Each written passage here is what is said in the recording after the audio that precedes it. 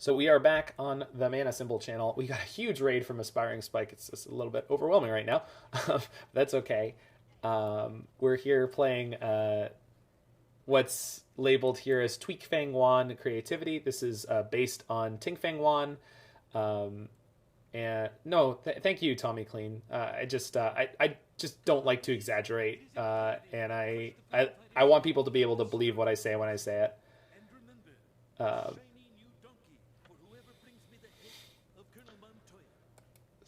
All right, song requests are on. So we're playing Ting Fang Wan's Creativity deck. I just did a huge sort of tournament report that'll be posted on my YouTube, as well as a talk through all the logic on all these things. And if you're interested in that, you can find it on the Reddit post. The only changes we've made from the list that I did very well with was we removed the Faithful Mendings for 1 Prismari Command, 1 hard evidence, because I was just finding it to be a little lackluster. Made a little tweak in the sideboard. There's now 2 copies of Rest in Peace, the Alpine Moons, which I didn't have in paper, and 1 less Spreading Seas. You can compare and contrast those things. I do not have the most perfectly set up sideboard guide for this, but I will work on that over the week, as well as potentially... Am I still playing Varden Scales? I'm never going to live that down. I just want everyone to know like what kind of person you're dealing with. There's a great scene in The Simpsons where Lisa is talking about how long it's taking Maggie to learn to speak, and she says, I assume what I assume is a famous quote along the lines of, "'Tis better to stay silent and have the world think of you as ignorant than open your mouth and remove all doubt." And then Homer's brain says, "What does that mean? Uh-oh, you better say something. They're going to think you're stupid." Which I feel like is my response to that. Thanks, Tommy. Tommy Clean Ox 2.0. That's a great name. Yeah, we're going to keep this hand. Any hand with 2 lands and a Wrenn and Six is going to be kind of where you want to live with this deck. I should have fetched the Triome on 1, but that's okay. We'll play through anyway. So I've always subscribed to the thing of like, whether you're smart or whether you're dumb, just let people around you know exactly who you are, exactly where you stand, and let the chips fall where they may.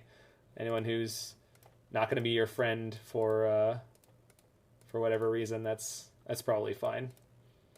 All right, so we got Wrenn and Six set up against what is probably Reanimator. Could be blue-white control, but whatever it is, I have a pretty solid hand against them. This is the best card in this deck. I'm almost 100% sure about it. My Monday's going pretty good, Jake Torbord. Things are pretty good. Aspiring Spike Rate is kind of a bit of a thing. So as this is some variety of blue-white deck, we're just going to slam this Teferi. And that may actually be the end of the game. I think I can probably safely plus it here. I usually like to minus it, but because they don't have their 3rd color, they'd have to fetch shock something in a 3rd color to have an ending here, and I'm in a good spot. Not a great spot. I mean, if the ending and it's a 1-for-1, I would have preferred the 2-for-1, but if this is Reanimator, I want it to have the potential Teferi downtick. Dueling Teferis, that's fine by us. We've got Prismatic Ending and a dwarf token.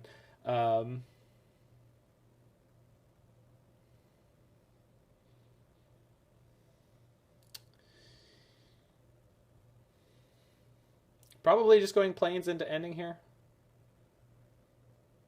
I feel like my other option is like downtick Teferi, play a fresh Teferi, but this is looking a little more like it's not Esper. Not Reanimator. If anyone could tell me definitively that there's a reason I could believe that it's not Reanimator, I would be happier to downtick my Teferi, but I'm going to do it anyway. Just get the card going, and then that could happen. There we go. Reanimator doesn't usually play Gate. That's true.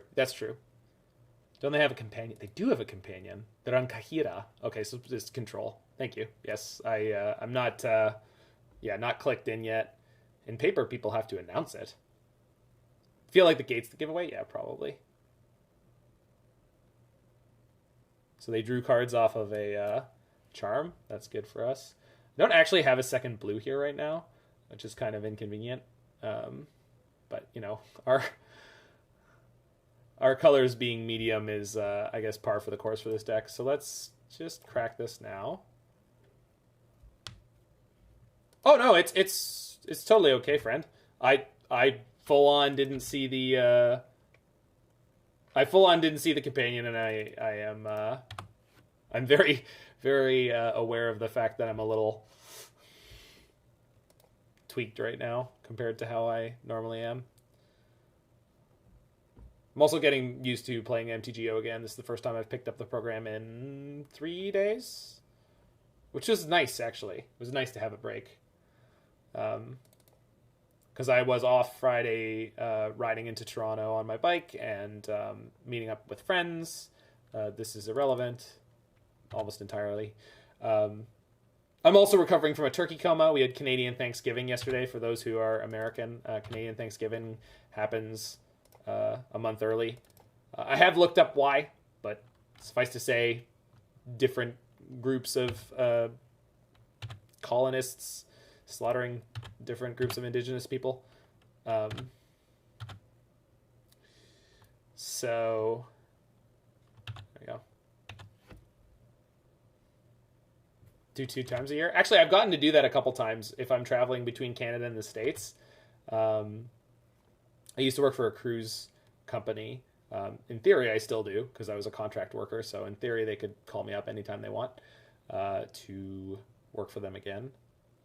This is probably a creative or the prismatic ending. Yeah,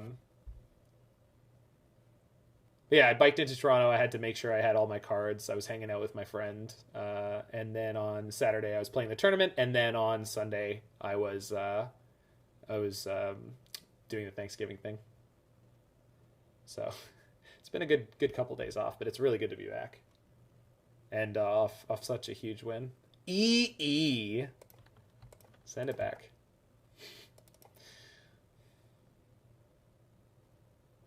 I did in person. I got to see someone make the Remand "What year is this?" joke, which I love the "What year is this?" jokes at this point because I don't find them funny anymore. Like, it's just been around long enough, and also, like, if you've been playing / paying attention to Magic Online, it's like, no, you can get away with playing virtually anything at this point, as long as your deck has a reasonable, like, modern level plan. I think you could play probably just about anything and get away with it. The question at this point is, am I willing to play Jace the Mind Sculptor and tap off of blue? I think they're going to field me. So because I think they're going to field me, I'm just going to go ahead and jam this Jace.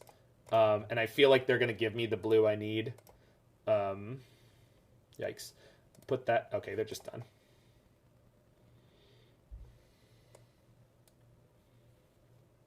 Yeah, you can 3-2 with anything that's on like a reasonable modern power level. I think yeah, you can play Mardu Pyromancer Gumanoob. You have to figure out what you want that to look like, but I believe you could play a Mardu deck with Young Pyromancer and probably put together a version that could 5-0. I truly believe that. You might not get to play every single card exactly the way you want to, but I am 100% sure that, like, Lingering Souls plus Young Pyromancer will beat some deck. Boomerjund has been popping off. I have seen multiple people run into Boomerjund in leagues and be like, psh, can't lose to this, and then they die. Bloodbraid Elf flips a Tarmogoyf sometimes, and you die. See, Crackling Doom is the kind of thing I'm talking about where it's like, I don't think you can make Crackling Doom work. Okay, so Blue-Eye Control. So I think the bolts come out here. Prismatic Ending is my answer for Teferi. Although Bolt do be okay against Solitudes, which tend to aggro down my creatures. My Planeswalkers. And then bring out one Remand. I'm trying bringing in the Veil of Summers here. I'm not convinced that it's a good idea. And then I think I could probably board out a hard evidence because they're not super aggressive, and I will have the number of token generations that I need. I think Prismari Command is a card I'd be happier to have in this matchup. Abzan, let's make Siege Rhino great again. I mean, I think KO Diamond's just 5-0'd with an Abzan deck if he was playing what he's usually playing.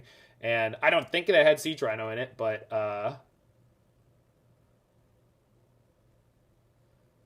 what do you name with Emissary versus Control? Usually Creature or Planeswalker, Theodore Barrington, because you want to avoid having your having it solituded. Solitude is a very real card against these decks. The reason, so if you go back through the recap on these decks, I talked about the fact that Emissary plus Emrakul was created in response to the popularity at the time of Elementals, because Solitude was suddenly a problem for your Emrakul combo deck, especially one that wasn't hasting it in. Usually the first two lands you sequence in this deck are Raugrin Triome into Stomping Grounds, but because we had the Ketria Triome in hand, we went for the Sacred Foundry. This gets all your colors together, and you always want to be able to set up for Wrenn and Six on 2. Whether or not you have one in your hand, you might draw it.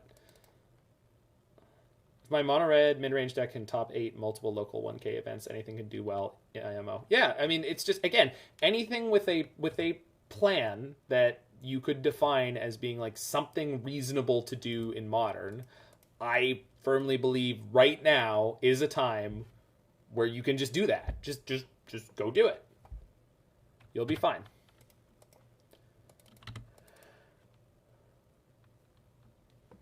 Well, thanks, Hans. I do what I can. If you're on deal during ideal, can 4-1 over 20 times since MH2, anything can work. Yeah, and that's playing into a field of Teferis too, right? Which messes you up. So the question here is like, am I supposed to just jam this Jace? And I think I am. They're low on resources. If this represents an Archmage's Charm, I would like them to have to use it as a counterspell rather than to draw 2. And then if they immediately have a Jace, I have a Dwarf token Double Bolt. They're not going to have a Teferi, but I mean, we got rated by Spike Hands, so that's that.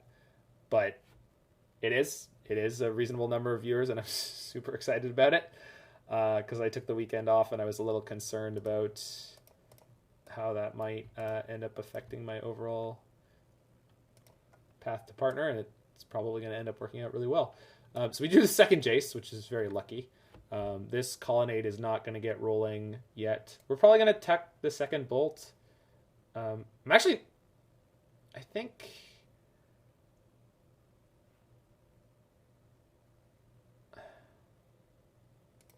They're very unlikely to remove my Jace this turn, unless they have specifically Teferi 5 and they tuck it.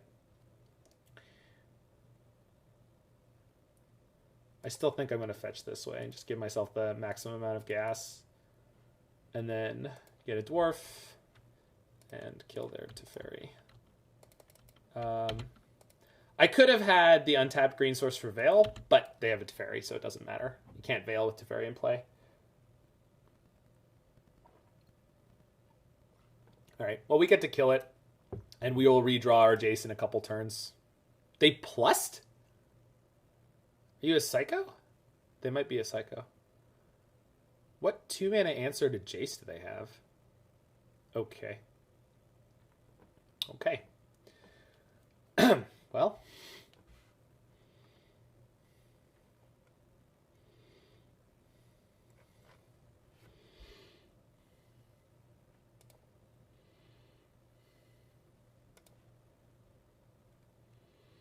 There's going to be a lot of blue-white on the ladder today. Because of the weekend. And since Waffo streamed.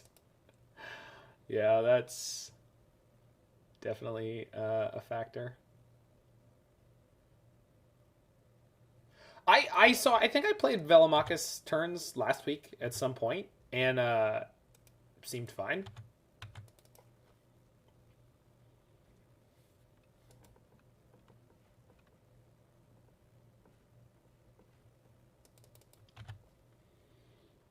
Might have the new Investigate Kill spell. I mean, yeah, you certainly could.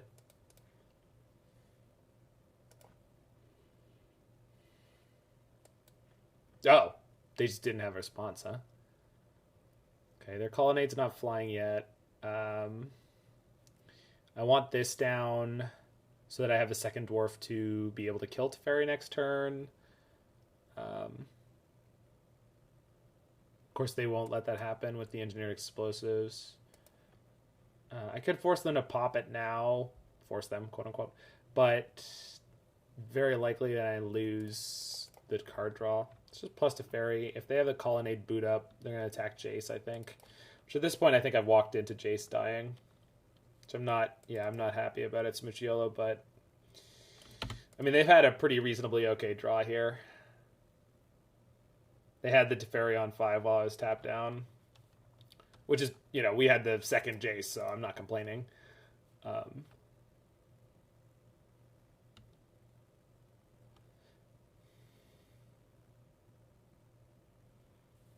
Okay, they aggressively pop the E. That's good for me.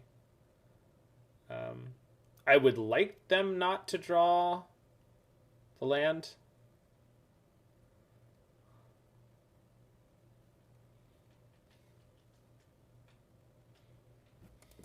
Yep. So either they already drew a land or they were digging for it with that. I guess? They probably don't want to tuck my Teferi. Yeah, it's looking pretty good for me, Kaya. So we'll veil that. Just to get the 2-for-1. I should have shuffled before I did that, but I wanted to have the potential of a dwarf or a blue source.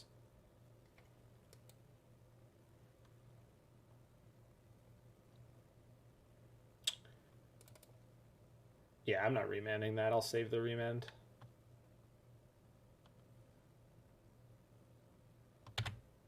Veil to blow a Teferi down tick. They had already plus though, right? Okay, there's the Colonnade, so they're attacking next turn. So I might have to Fate Seal with Jace. I think I probably screwed this up a couple ways already. But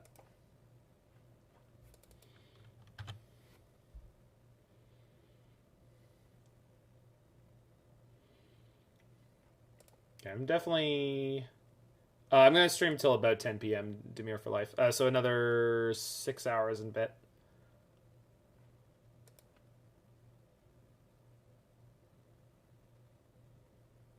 I'm probably supposed to just draw into a creativity. Yeah, I think we're supposed to just try to creativity here. Did not get it. And I have no shuffle. But Prismari Command means I clear out the Teferi. So that's good. So let's put those back on top. And I have a replacement Teferi. Does Randy do cameos? He sure does. In honor of Aspiring Spike, I'll put the Randy hat on in a second. In honor of the Spike raid. Sorry, I'm just trying to parse this. So, deal 2 damage, draw 2 cards, discard 2 cards. Just to clear the top.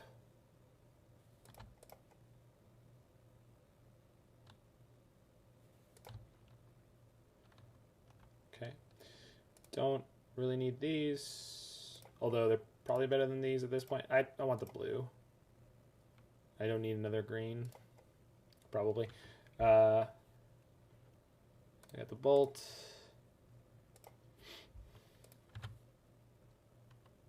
And then hopefully they attack down the Time Raveler because I have the replacement Time Raveler. Although I don't have a counter for their counter that's like guaranteed. But I did clear the top of the library, so. Losing to Celestial Colonnade? What year is this? We don't know that we're losing to it yet or anything, but certainly inconvenient. Fire Ice is actually really good against Colonnade in this kind of situation, which obviously boarded out one of. But icing a Colonnade after they activate it is really mean.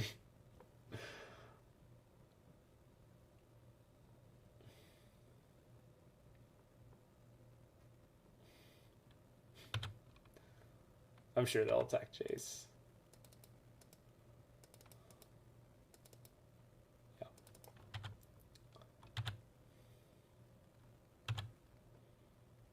Ah. So it's only X1, but it's going to block their Colonnade next turn, and that should end the game. They could have a follow-up Verdict. But if this flips into Emrakul, it'll be over. If it flips into Emissary, it'll be mostly over. Well, thanks, Alazik. I also got to introduce someone to the concept of Ambush Crab in paper, where we had the Teferi that put in instant speed crab token to mess with their attack. All right, 50-50.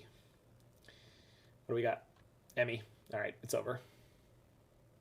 Because we're going to kill their mana source. They already played the land this turn, and they can't play a Teferi. Boop! Big Mama. Also, I have a Remand for the Teferi if they had one, but they don't know that. Big Mama Emrakul. They could Solitude? That's true. That's true. They could have the Solitude here. They didn't, though. Yeah, you're 100%. I don't know why my mind clicked off of that. So fumbled through the 2-0 there, but this deck just generally has a really good matchup against control. They have to solve your Wrenn and Six and your Teferi and your Jaces, and they have to avoid getting comboed, and it's just really hard for them to have answers to all of it when you just, like, you don't care about Chalice very much at all. You don't care about Verdict until it's too late. So they have to have, like, the current blue-white control deck is much easier to deal with than Blue Moon, for example. I think Blue Moon's a little bit more tricky because they are able to put more pressure on you and play a more... How do you deal with drawing the bombs? So you can discard them with Prismari Command, and you can shuffle them back in with Jace. At the end of the day, it's just something that doesn't come up that often. But when it does, I'm happy to have the 3 Prismari Commands and 2 Jaces. And usually that's enough. There have been times where you get one trapped in your hand and it sucks. That's just something you're going to have to get used to. I have had games end where I drew both of them, and it is not the best. But sometimes drawing one of them can be a good thing, because then your next creativity is 100% chance. What's the best strategy to beat creativity decks? Went against the turn versions with Jun Sack last Friday, and it was your only loss. So, in my personal opinion, the way to beat these decks... Still Jace better than Nahiri. In the last week, I've definitely felt that way. The best way to beat the creativity decks is to basically be a tempo deck. So Blue-Red Delver and Grixis Monkey are the nightmare matchups for this archetype.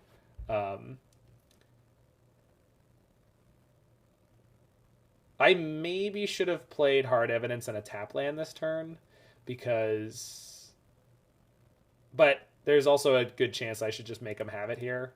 Because I have land drops in my hand, I'm not going to. I'm just going to play the Hard Evidence here.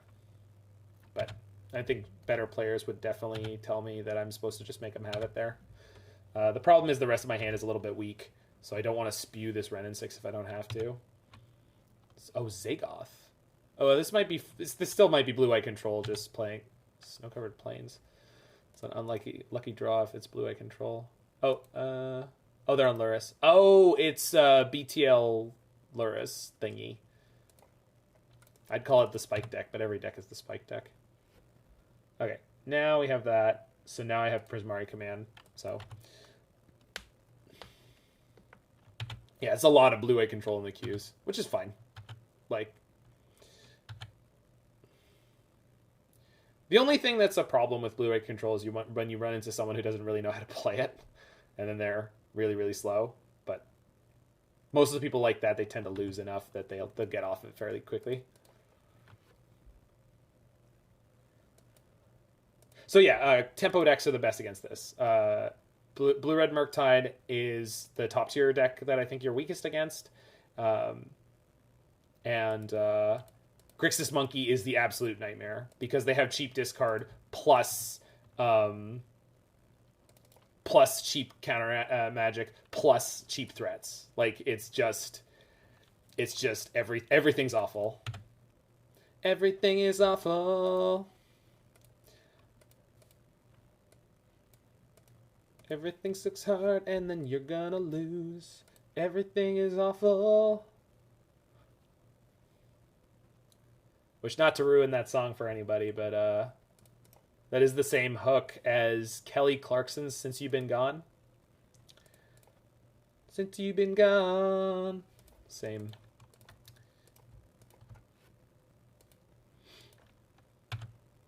We drew the Emrakul. Excellent. That's exactly what I wanted. What are you doing here? Yeah, I'll attack with the crab. Gotta respect.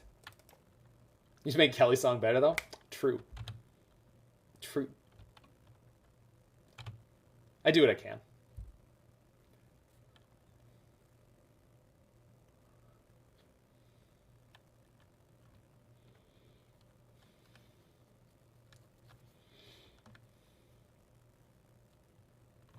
What if you do if you draw Serra and Emrakul? Well, you find a Prismari Command to discard both, or you find a Jace to tuck them both back into your deck.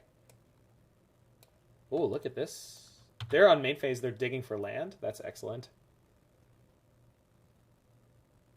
Is it muted? No, it's on right now, JK. The song requests are on. They're playing right now. We should be listening to Pink Floyd's Another Brick in the Wall. The same video version that Alex always finds. I just turned it down because one of the songs was really loud. Sorry. Sometimes when people put on metal, it's like mixed super loud.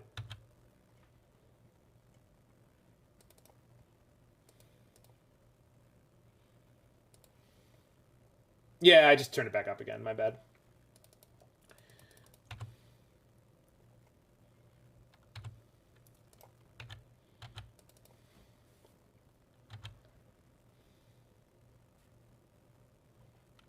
I guess I'm supposed to play Jace first?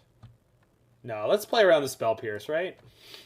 We don't know what someone who's playing Luris 4-color control is going to be doing. You'd apologize, but you're not sorry. Hey, I love metal. I just find the mixing on YouTube is really bad sometimes. And by mixing, I mean the total lack of uniform volume.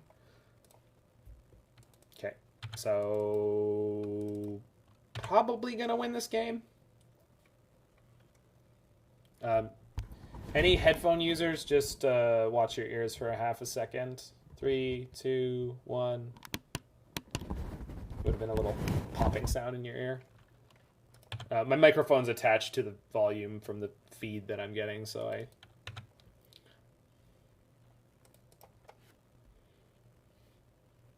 A lot of loudness war going on in metal. I mean, that, and then pop music too, but that's not what I'm talking about. I'm just talking about the fact that YouTube just doesn't have uniform volume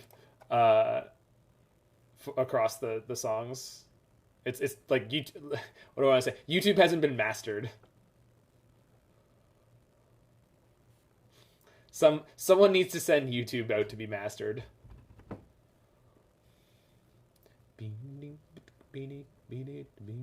Alright, so now we're at the point where I have enough mana to play Teferi into Creativity for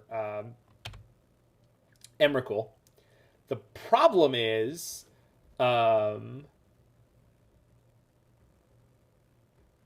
two, three, four, yeah. The problem is I think that this deck easily solves an Emrakul at the moment because they BTL into Valky. I think this is BTL at all. They're playing Luris, they're playing Bauble, they're playing Dress Down. There's a Valky in their graveyard. There's probably a Verdict. Even though they're through one Valky, they could be playing two. So I think I'm going to try to Creativity into the Emrakul first, and then assume that Teferi is going to beat them.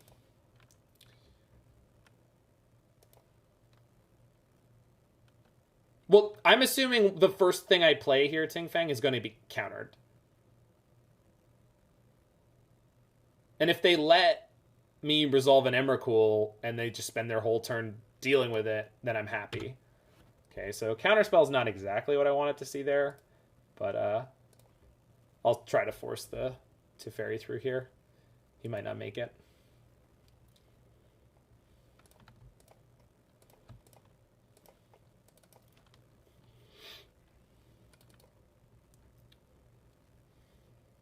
If they have it all, they have it all. Like, we're not out of this, even if they do.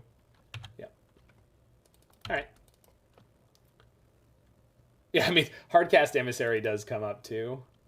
We could pick up the Arid Mesa out of the graveyard. Oh my god, they have Delirium. Wow. Nope. Just, they're just over there having it all. No, I cannot Hardcast Emissary. I lost the third white. Because I had to use the treasure, and now I can't pick up the Arid Mesa. Which, at some point, I'm sure I could have played around it. But I didn't. That said... just jam another creativity here, I guess. I kind of don't want to target the clue. So I guess I'll just target 2 creatures and pay an extra mana for it. If I get an Emrakul, I get an Emrakul. I think it doesn't really matter either way, but I don't really want to lose the clue token right now. Yeah. It's very unlikely they have 2 instant speed spot removal spells with this mana. It's possible. But I think we're getting an Emrakul here. I think they're going to be able to verdict it. If they have a counterspell, that's fine. Is it Cryptic? No, okay. That's fine. Oh. Good old Dwarf beatdown. I should have played the hard evidence there.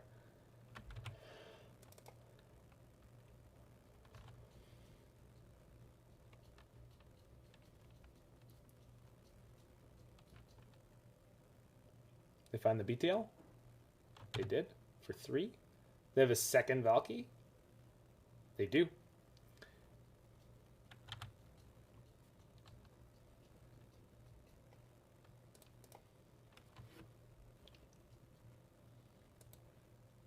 I don't want to lose my last Dwarven Mine there.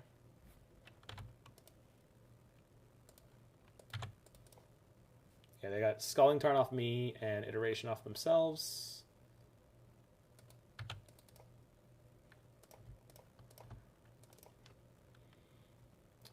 There's the plains. I can cast the Emissary.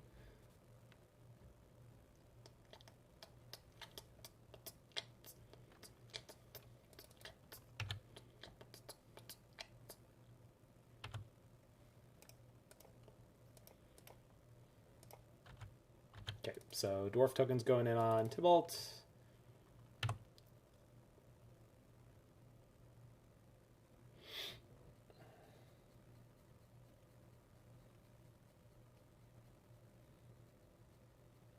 I don't think I can afford to play the Emissary here. Because if they're playing Luris BTL, to remand something, cast a Valky, get it back to hand. Yeah, we can. I think... Well, let's see if I can find a Fire Ice. I did. Okay, cool.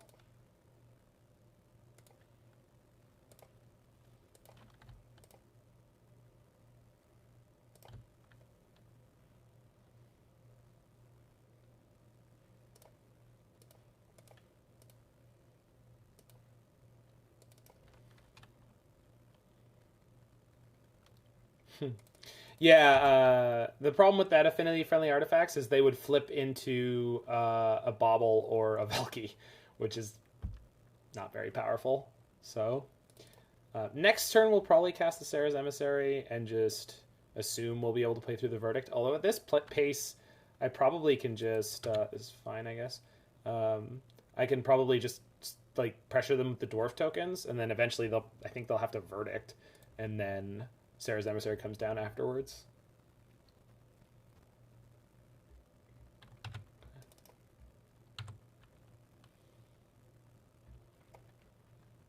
I want to leave the Steam Vents in hand in case I draw Prismari Command to turn it into something more useful. We're saving Remand for a more relevant card. We're saving Fire Ice for a potential burnout. They're fetching? Good, good. 1 life point closer to death. They were on 2 Valkies, like I thought. So, and it makes sense because they're playing things like Prismari Command to loot stuff away in the early game. Again, I'll save that for Prismari Command. Just on the Dwarf beatdown here. It's a very real, viable way to win against control. They, oh my god, Snapcaster Mage. Okay, we're probably firing that and dealing 1 point to them. I can remand the spell they try to cast. It's Archmage's Charm. Are they going to try to steal one of my dwarves? I'm going to let it go to blocks here. I could have gone for the fire before blocks, but unfortunately... I should have gone the fire in response to the charm. Yeah, I should have. Well, they're going to end step this charm. I'm going to remand it, I guess. Yeah, I made a mistake there. I should have fired in response to the Snapcaster target.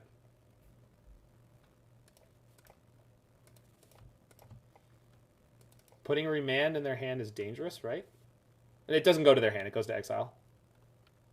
Okay, they didn't counter that, which probably means they had no counter magic. Charm doesn't go to their hand. So the way that flashback... So Snapcaster Mage gives the card actual factual flashback. And flashback is a replacement effect that says, if this card would go to a graveyard, it doesn't. It goes to exile instead. Oh, sorry, if this card would go anywhere. Sorry. Basically, when this card leaves the stack, it is not going to anywhere else except for exile. Do not pass go. Do not collect $200.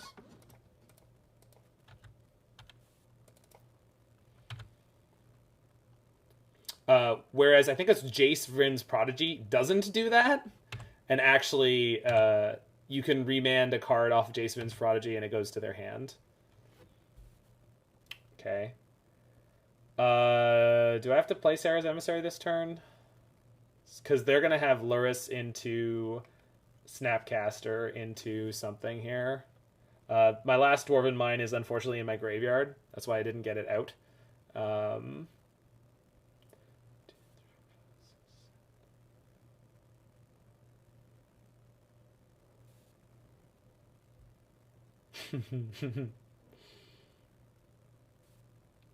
Yeah, this is tough with how much stuff they put out. 3, 1, 2, and then they could play a 3-mana spell. I think I'm supposed to play the Emissary this turn.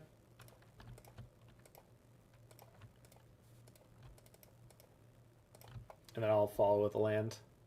Yeah. I mean, if they have a counter in a hand, I guess I would need to make them use it anyway. Luris is such a busted card. It's pretty good. Pretty good. Blue-white. Oh my god. They had another snap in hand this turn and they didn't use it. That's so brutal.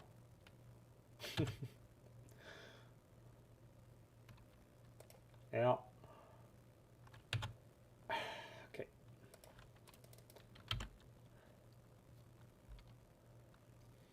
I was assuming the card in their hand was like Archmage's Charm.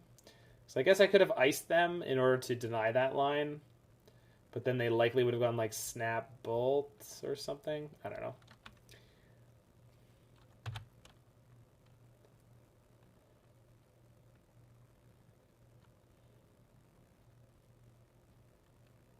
All I can hope for is that they play a Snap this turn and jam here. Does anyone have or know the math formulas for running 60-card versus 80-card modern decks? I'm curious as whether Urian is worth the additional cost, and if there's data to support one way or another. As far as I understand it, the way it works is that it changes like the bell curve of odds, if that makes sense. And it makes it so like the more extremely unlucky things are more likely to happen. And the more on street, the more like extremely lucky things are less likely to happen. If that makes any sense. So if they counter this in any way that is mana intensive, I probably just kill them.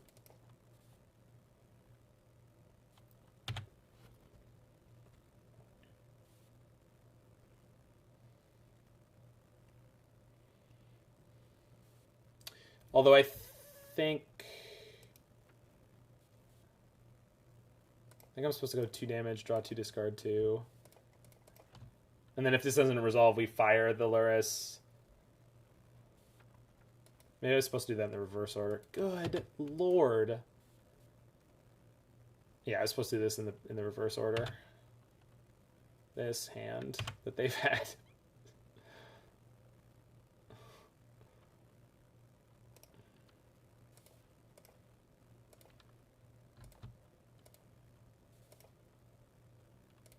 Yeah. All right. Well,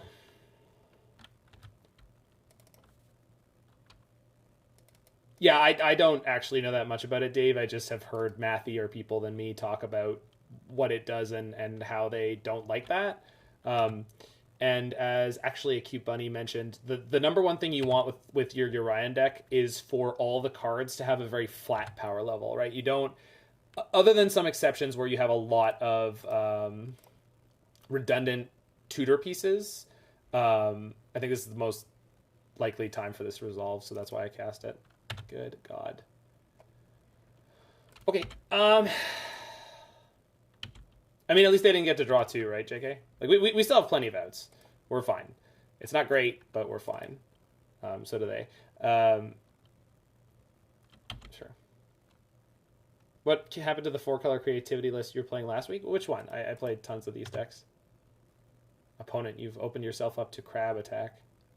Upkeep better there? I mean, marginally, yeah. You're not wrong.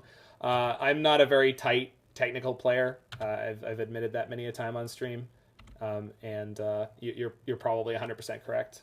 I very frequently don't think of the tiny margin that I could have gained there. Since Urian specifically works with Brink's ATBs, it seems like 80 cards would inherently make it less likely to get Urian with something that works with it. But you play a lot more of those cards in the deck, right? Then like, you're increasing the deck size by 33.3 by a third, and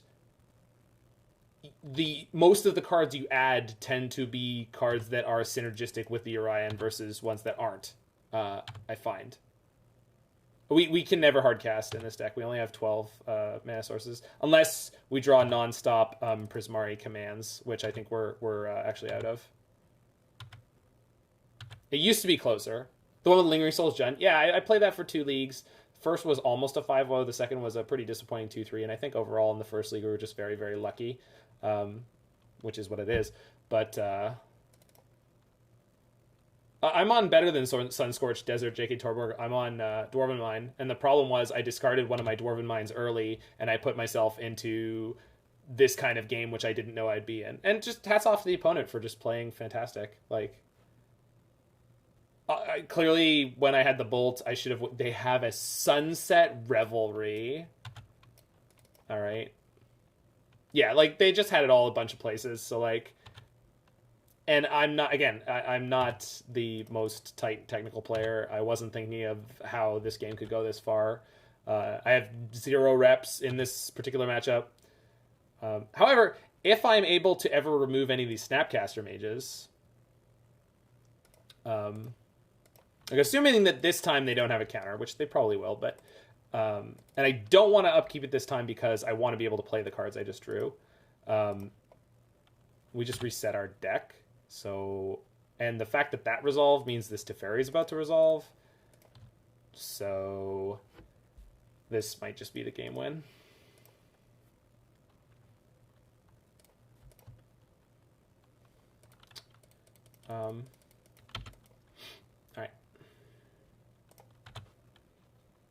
Respect. Yeah, Dwarven Mine's back in the deck. Last one's in, baby. Fetch for mine? Yeah, I should have done it there. I didn't think about it. Anyone think they're playing a 1 of Lightning Bolt? We'll probably find out. I did not need to do this at sorcery speed because they can now verdict me. They have a bolt in their yard? Oh my god, I'm an idiot.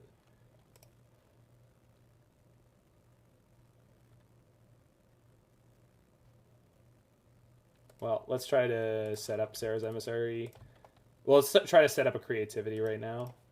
Okay, we got a Remand for the bolt in their graveyard, and we got a Teferi, so we're safe. We're safe. We're safe. We're safe from the bolt. We're safe from the bolt. Burn face? No. Yeah, we're gonna get more damage out of the dwarf token than we would out of that.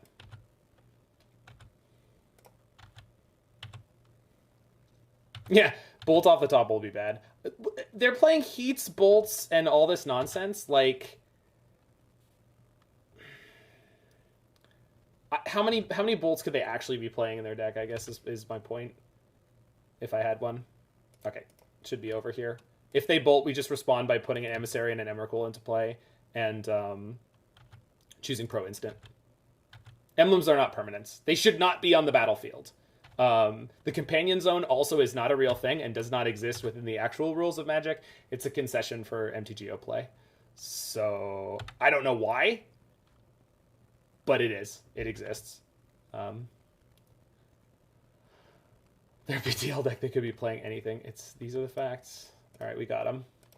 I do not believe we played through this, but it's gonna make a good highlight reel.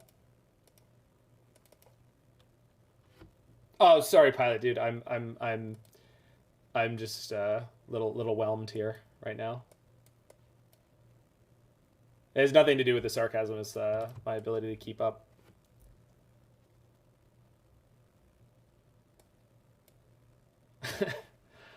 I'm doing what I can, JK. All right, so I think Prismatic Ending is probably the worst card in this matchup. And I like the Shark Typhoons as additional flashy threats that replace themselves. I think I want Veil of Summer. I don't want Veil of Summer. No, I want Veil of Summer. They're on an infinite number of counter magic spells. Even Flusterstorm might be better. Or both. I definitely don't need all 3 hard evidence.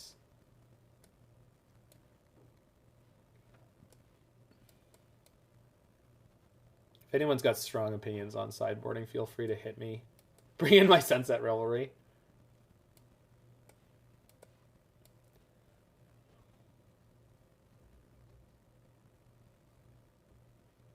We don't need so many Fire Ices.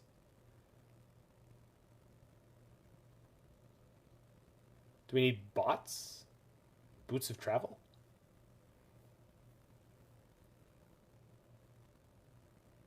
Would a companion in Dungeon Zone actually be better or worse? It wouldn't matter. It would just be more zones, which is more entries in the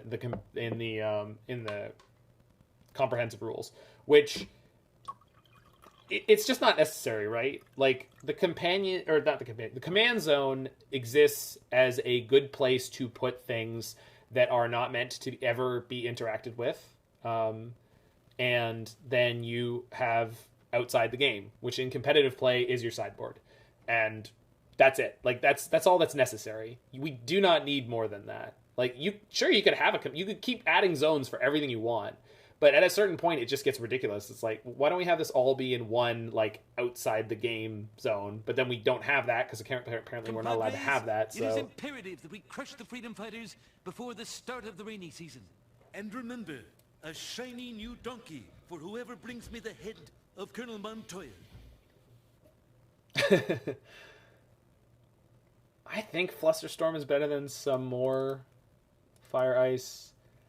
They're playing Teferi, so I don't want to have too few answers for it.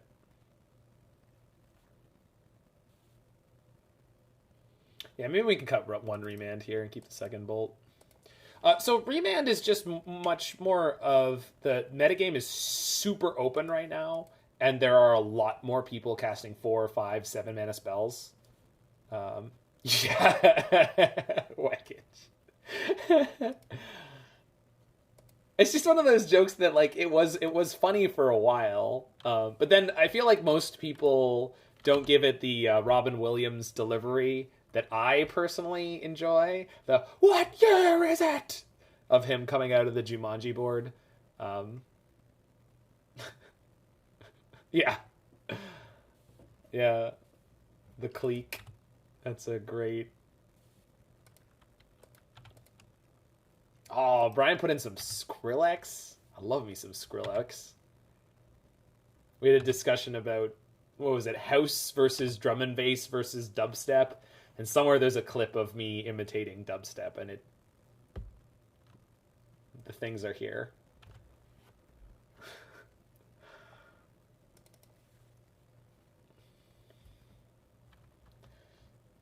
Jumanji terrified you as a child? Oh, look at you.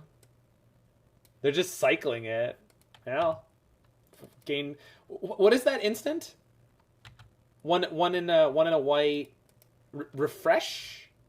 I played it in standard in Jeskai control in the Ravnica era. Does anyone remember what that card is called? Revitalize. Love that card. My opponent just played Revitalize in Modern. What even is this? I can't believe they kept in their Sunset Revelry. What is happening? I am definitely about to be Force of Negation, right? Like, that's the only thing this could possibly mean. But I will take the 2-for-1. Because my hand is quite strong and I have more than enough land. No? Okay. Probably have Prismatic Ending, at least. But then I get to resolve Teferi again. You could have fetched in response to make it just a cantrip. Oh, shit, you're right. Fetch and shock, though, right? No, they were at 19. Yeah, I could have. Sorry, I wasn't even paying attention. I was just so shocked that they were doing it, I didn't think of how to game it. Because I'm bad. That's okay. Yep, Prismatic Ending. They might have Mystical Dispute for my Teferi here. So I guess the argument is, should I pass through the turn and play Prismari Command on their end step, and then play Teferi with Flusterstorm backup on my next turn? That's probably the right way to play it, just in case they did board in Mystical Dispute, and they are very much a deck that would want to have Mystical Dispute. So they can't really deal with getting Teferi'd.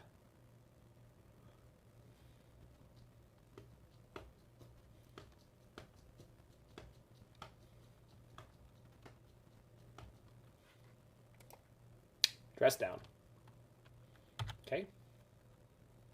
Are they just, like, viciously cycling in main phases?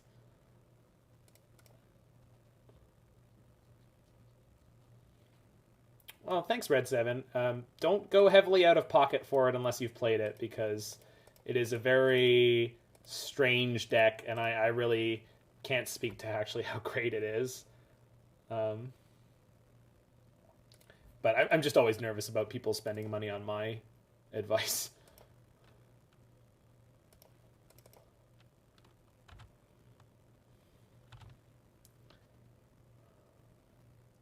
This is the point in the game where we get to put our thumb on them. They're aggressively cycling for sideboard cards? They might be, yeah. Can't imagine what... Oh, I can't. Okay. I could have gotten Sacred Foundry if I wanted to save my treasure for post Teferi, but that's okay.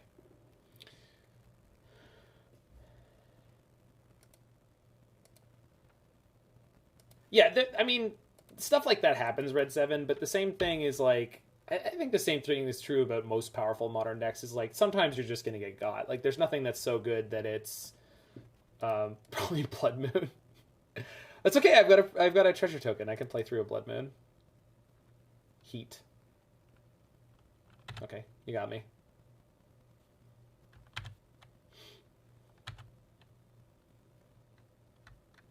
Oh, yeah. That's a draw. Yep. Like that one.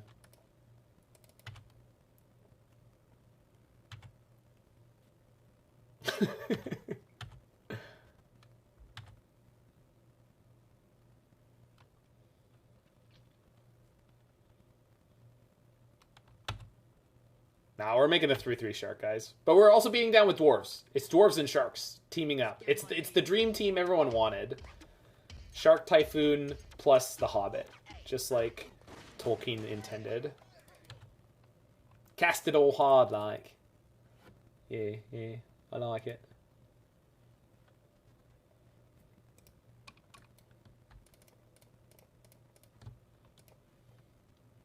Spielberg would be proud. Where's Lava Girl? That's a deep cut. Did you get to be a crab over the weekend? You didn't. Although I did show House that I had the tokens because he did too. He had Kaya tokens with him as well. I couldn't bring myself to not use the accurate token. I hope you accept my failures, Kaya.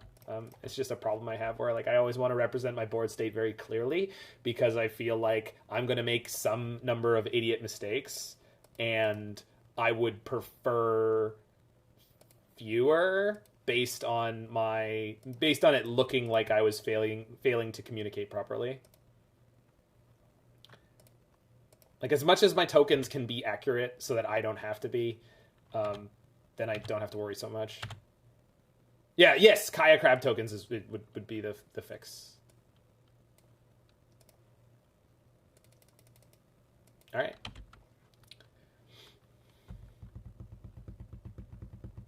And then what if I turned you into a beautiful angel instead of the spaghetti monster? Wouldn't you be mad to hear that? I would be. I would be mortified. I wasn't supposed to be like this. I was meant to be beautiful.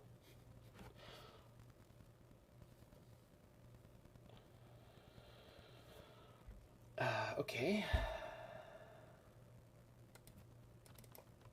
Alright. You already am. No, I meant the token that got turned into the angel.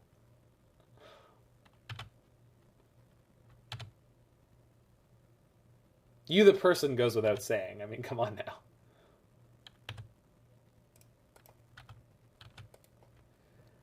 Okay, so if they BTL, I got a rummage in response. I could probably play out one more land. Need more Basella in Modern.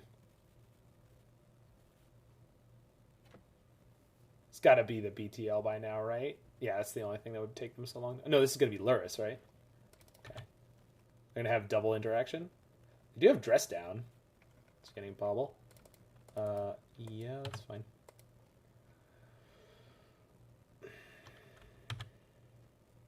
I wouldn't mind an angel bringing me spaghetti because then I'd have spaghetti.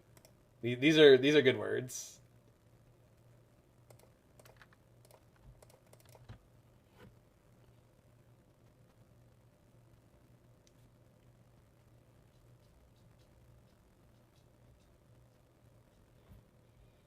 Okay, that one's fine.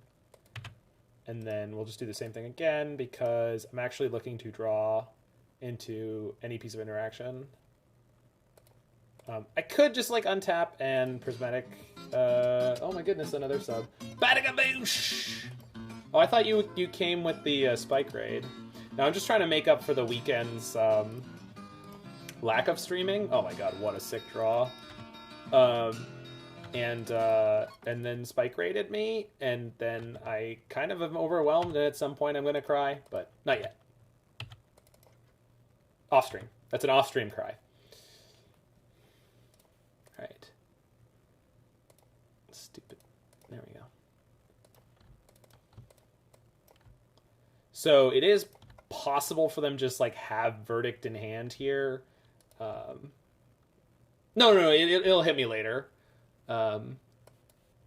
It's not that I don't want to. It's that it'll hit me later. Maybe choose instant. No, they're on Teferi, which is Planeswalker. I got Remand, so we'll be good.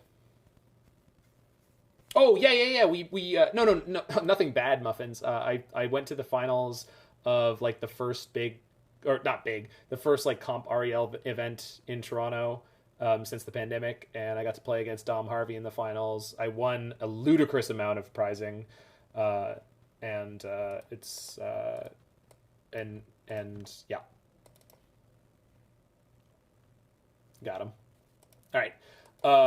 We are 2040. I'm just going to get up for a half second to refill my water bottle just because it's getting low and my throat is already getting blown out. Not because it normally would be. Usually my voice has some serious endurance and volume. I think I'm just little stressed. In a good way, but I'll be right back.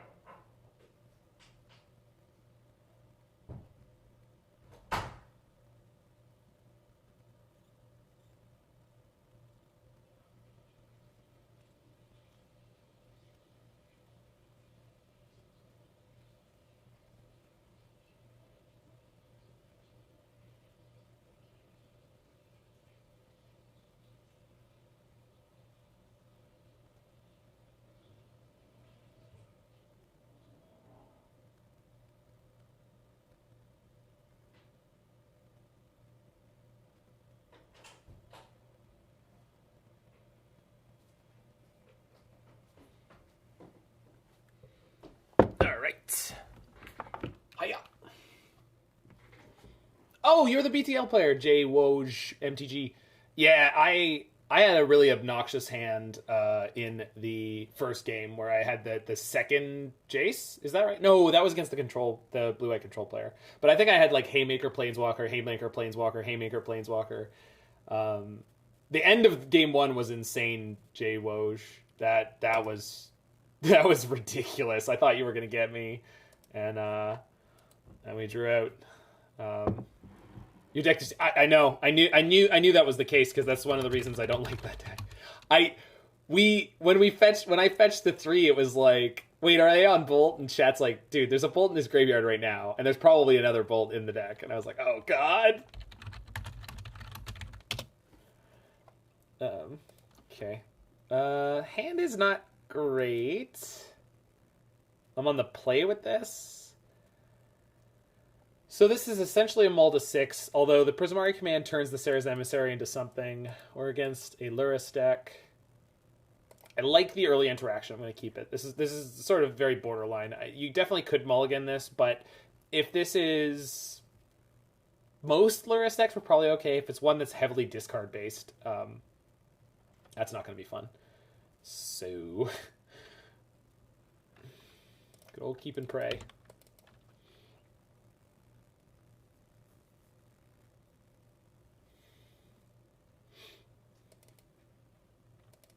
Saga. It's probably Hammer.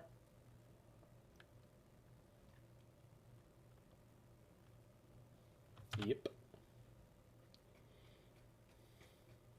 They're mis-sequencing. They had the option to sequence correctly, and they didn't. Well. If we can keep all their creatures off the battlefield, they'll get no value off the Saga, so... also, we have Kolaghan's Command in our opener against Hammer Time. This deck has a great Hammer Time matchup. Out of all the decks I think I've played in Modern recently, this one has a great Hammer Time matchup. Oh, Pensur, I saw your thing. Yes, please repost your question. I know it's about the general viability of Murktide in Modern. You noticed that it was getting less wins than it had been, and you were wondering if it was still worth sort of putting your time into it. Yes. Is it still a deck worth putting a lot of time into? I've been putting some time into Hammer Time recently. Got better returns. Blue White's been looking really good, and I like the deck. Again, I I'm always in favor of, like, when you're going to compete, play a deck you love, because there's a really good chance that no matter how good you are and no matter how prepared you are, you might just scrub out. So make sure you have a good day playing, which for me involves playing a deck that I like. I'm going to fetch Shock Steam Vents in response to the Saga, and I really didn't need to hold it, just so I don't get needled. So why not Remand the Sigarda's Aid? It's just 1 mana, and I was more worried about them playing like Memnite into Stoneforge right afterwards, driven by someone. Remand is not particularly good in this matchup, and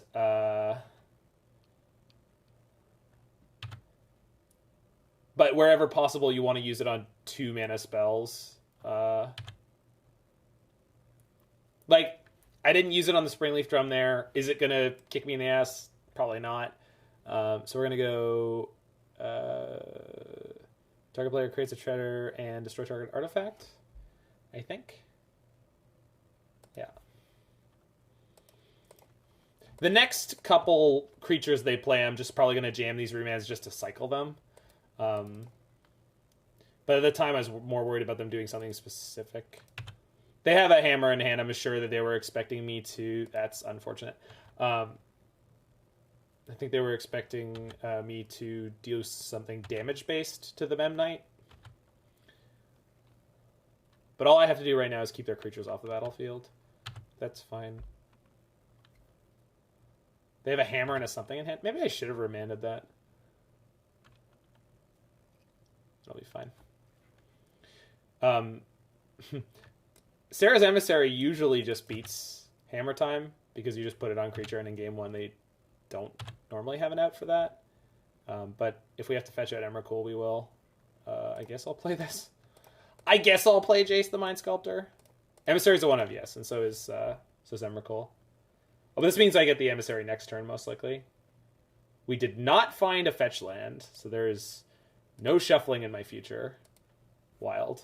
But Teferi and Wrenn and Six should get us through this. They don't have haste creatures.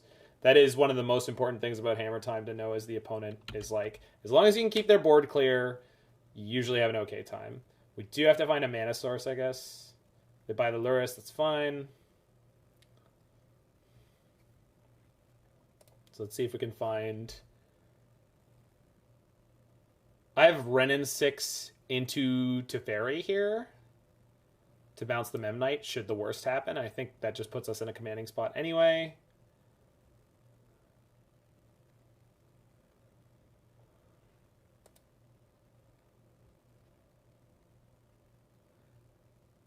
Yeah, I mean, people have had a target on blue-red Pencer, and I feel like that's all that is like you're playing a meta deck that is kind of very much known and is being assaulted, and you're feeling the repercussions of that, and that is... Okay, so we get to go Wrenn and Six, pick up a land, play the land, get the Dwarf token, get a Teferi, and bounce a Memnite, which, you know, in most cases would seem ridiculous, but here it's just going to lock this game up for us.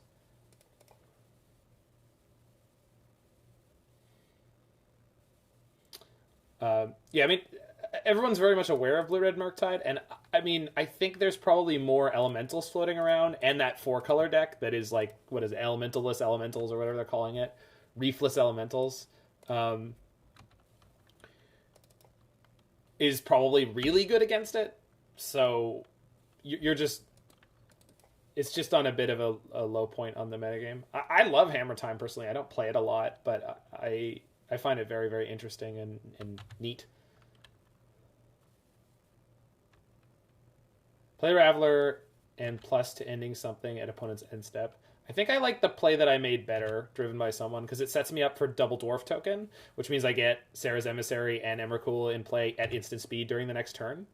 And they're not going to have enough... Okay, they have enough attackers. I'll use Jace to unsummon one. Also... Yeah, easy peasy. So we just go... yeah, bounce Lurrus. Pick up a land. I mean, I don't even need to do the bounce because I wasn't looking at the cards in my hand. I actually have a hard evidence, so I had 3 blockers anyway, but this just makes it very, very easy. All right.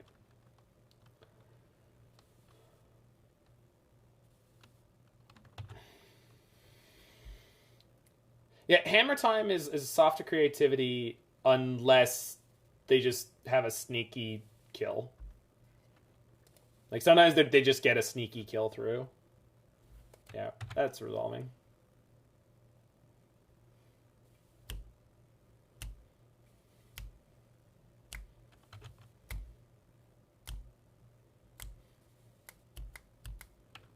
Well, they can get you on, like, turn 5 or 6 sometimes, depending on your draw, but your draw does have to be especially weak.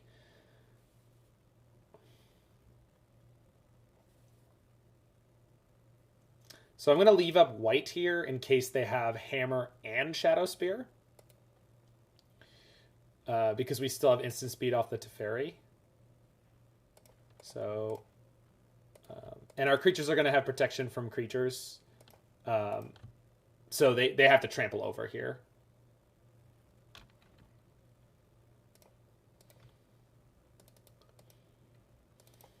Oh, no, they can't instant speed their... Yeah, they can't instant speed their stuff. It just doesn't matter. I think they must have punted there, right? That attack did not make sense unless they thought they could put hammers in. Anyway, we've got Alpine Moon. This is the first time I'm playing this deck in a while without Wear Tear. Again, I don't think it's super necessary. And we'll bring in the Spreading Seas, I guess.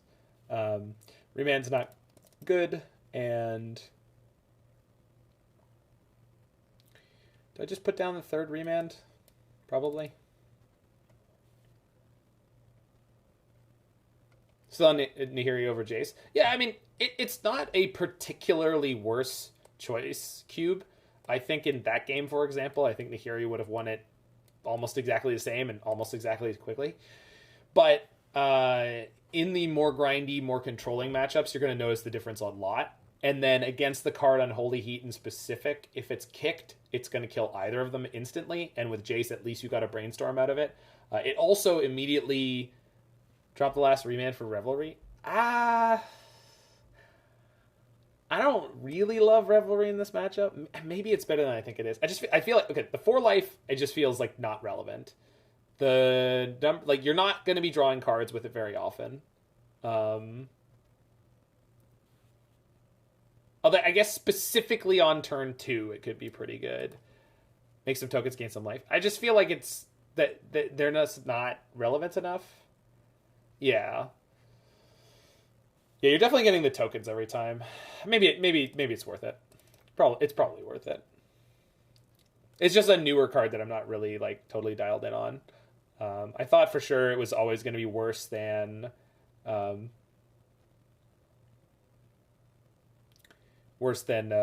reinforcements, and that's definitely not been the case. I could even drop the second Jace for like Sunset Revelry, number 2. It's better than remanding a Mem Knight. It is, but it's not better than remanding a Pure Steel Paladin on a team where they need a turn where they need it. Like that's not. I don't think that's a fair comparison. Yeah, Sunset Revelry is good. It's definitely good. All right, we're keeping this one. We're just playing a turn 2 Wrenn and Six. We're on the draw. This may not be good enough. That said, I'm actually going to bottom. Am I going to be psycho and bottom the island? Yeah, there's no way. Yeah, there's no way. There's no way that I'm doing anything but bottoming the island here. Mardu colors. Okay. I did do a Jund splashing white reanimator version of this. Goodness gracious, what an opener. This is a matchup where Fire Ice shines, which it will likely get to do on turn 2. Although...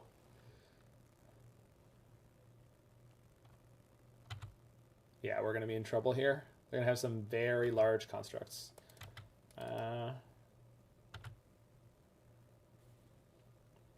Yeah, the non-green one was pretty good. Oh. So the problem is color-wise, depending on what I do here, I'm screwed in one way or another.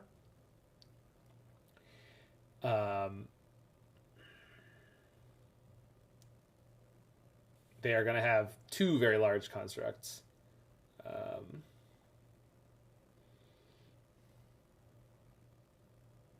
I think the only choice here is go fetch, shock, Wrenn and Six, pick up the land. Yes, they're going to have a very large construct even if I seize. And the problem with seizing is then my mana is really rough, I think. I guess I still have the fire next turn. Actually, maybe the seize is the way to go and just assume we're eventually going to find the fetch land for Wrenn and Six. Yeah, keeping them off 2 might actually be the best thing to do. Might buy me the most time. Yeah. And then if we do hit the land, it means I can cast the Prismari Command. Well, we're not keeping them off Pure Steel. They have the Springleaf plus the Sentinel. So, yeah, this is probably the best thing we can do here, but it's not great. Again, we kept a hand that didn't have turn 1 interaction, and yeah. Well, costing them their board, though, is not realistically something I can do, right? Because they still get the Construct token. This at least makes sure the next one is... Wow, we drew both idiots.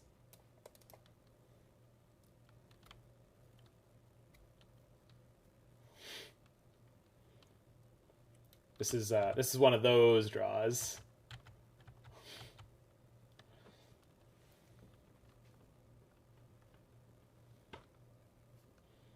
That's just me borrowing from Tunneling Cat. Tunneling Cat loves to call her Eldrazi idiots. Play Valakut Awakenings instead of Jace. I've seen people try that. It's just not as good in as many matchups. Yeah, we're just not playing through this. Fire is just not good enough. It's fine. Hammer Time had a nutty open. They got us good. If we had been on the play, we would have been okay. And we weren't. Izzet Charm seems good in this deck. We have Izzet Charm. It's called Prismari Command. I had it in my hand there.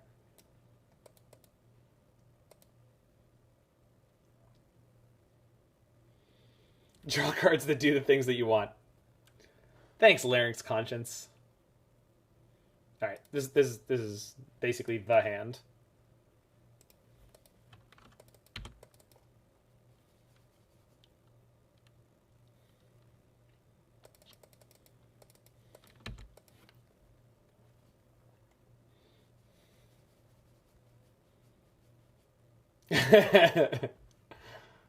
Kaya, can you confirm or deny that you occasionally call your Eldrazi idiots?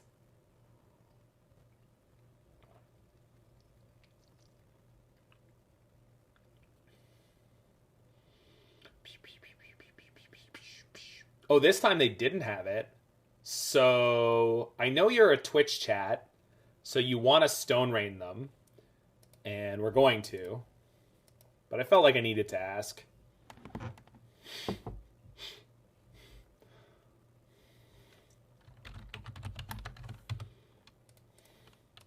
Next turn, we're going to Wrenn and Six to pick up a land. I don't like how mana inefficient this play was, but I do like how devastating it was. Yeah. Well, and the problem with Wrenn and Six there is, like, if they had Stoneforge, like, off of Plains into a 1-drop, in, like, you know... Oh, we're getting Thought Seized? Shoot. I mean, we'll be fine, but just... That is annoying. Because we're going to lose the Wrenn and Six here, most likely. It's not the end of the world, but...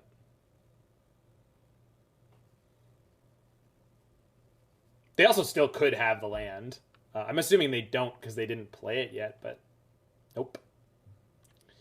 Please play another 1-drop, but they won't, right? They know I have Fire Ice in hand. Why would they ever play this Prismatic Ending?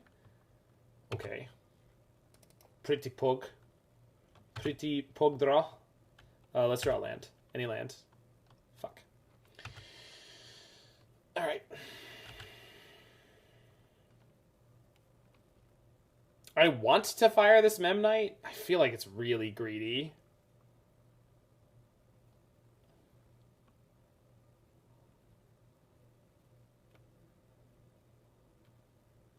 Why sandbag Foothills on end step? Because I wanted to increase the chance I was going to draw the land by a tiny margin.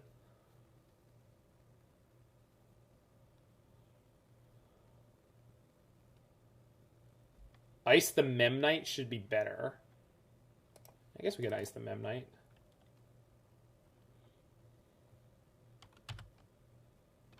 I also have I have the second Fire Ice, so it's probably all right.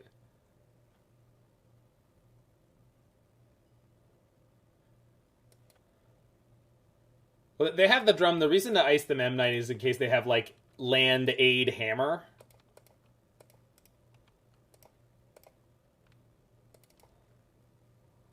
I think I want to ice the Memnite right now because a disaster situation at the moment is if they have land aid hammer, which is not really a disaster, but if yeah, there's the Stone Forge.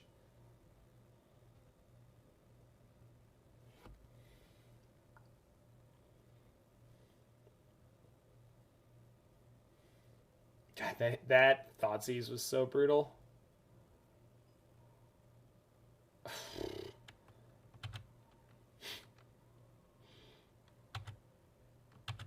Paladin incoming? I really hope not.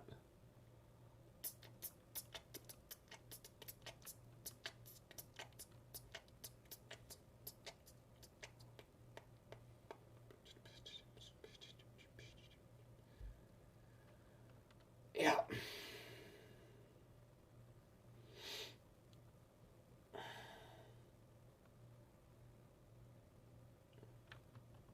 I have to let them go to combat with the equip. We just have to find the land, because Prismari Command basically solves this battlefield. No, they have craft. They're good. They could have animated the Ink Moth if they needed to, too, so. No! Oh, that's so brutal. Alright, I guess I'm taking 12 this turn. Yeah. Yeah, we're taking 12 this turn.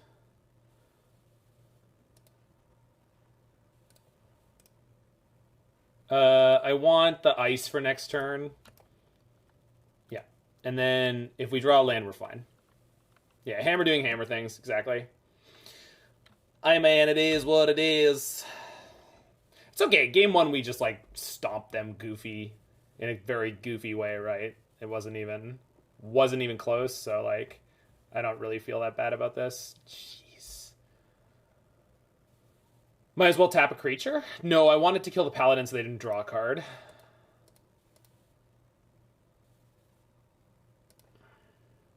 Yeah. 24 land deck. Cannot find my third land. Yeah, I know. Kill the Mystic. I have to tap down to kill the Mystic, which means a second Pure Steel just kills me. Which, obviously, I'm not in a much better situation here.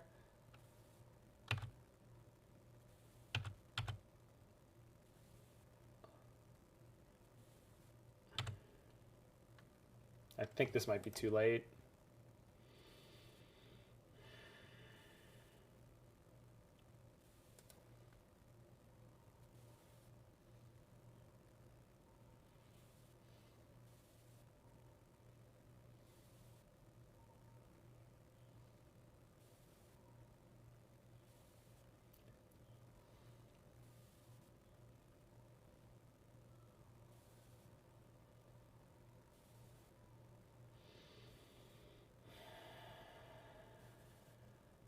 I feel like I can get through this if they equip to...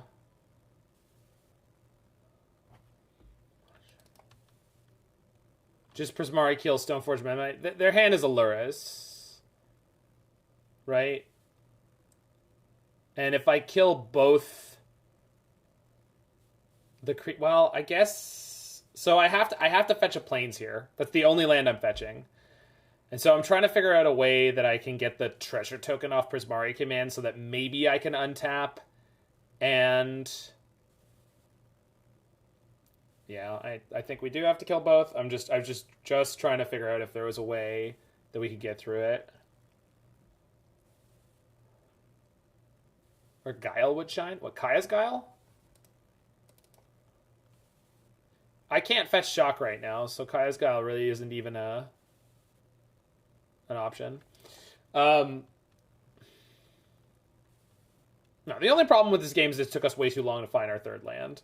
I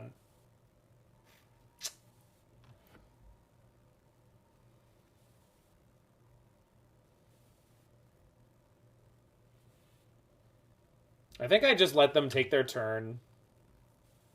Yeah, I think I let them take their turn, and we can ice wherever they put the hammer. They can't... Theoretically, they won't have two hammers. They just go straight to combat? Oh. That makes things way easier, right?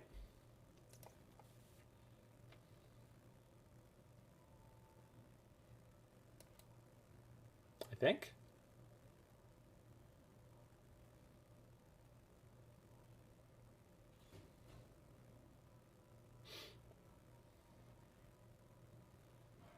Needs another white mana? No, he doesn't. Play the Luris, Springleaf Drum, plus the... Fetch a mine. What, a tapped mountain? If we're getting a mine, we're getting a tap land. If we're getting a tap land, we're getting the Triome.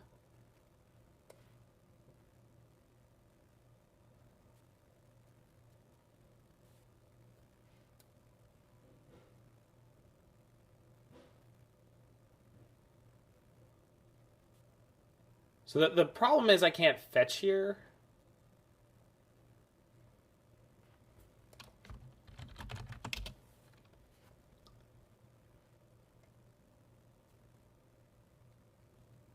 Save time for round 3. We're in game 3. We're already in game 3. We lost game 2 very, very quickly. This game is the only time we're using clock. I think we go...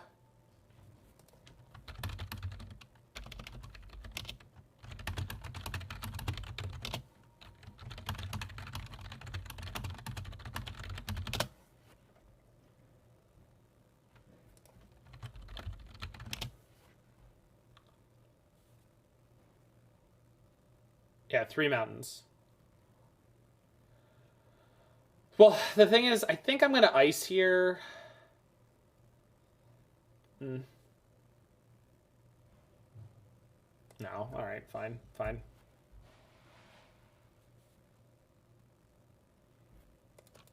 Actually... No, I don't have to. Alright, let's let him attack.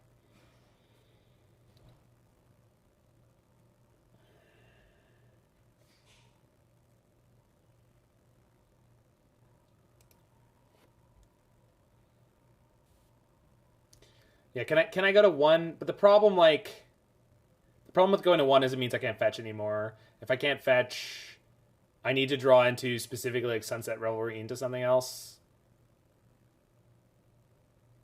But it's probably a better shot.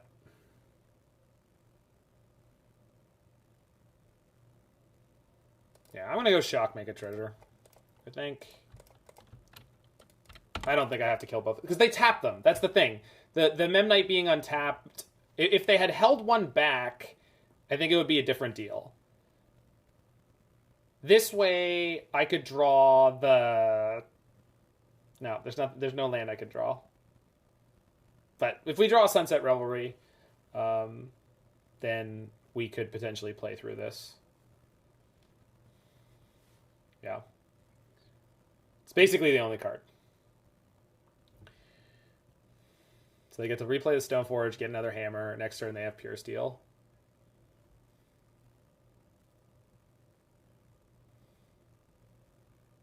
I think the person who pointed out they didn't have enough white mana, I should have paid more attention to that, because they had white, 1 to play the Luris.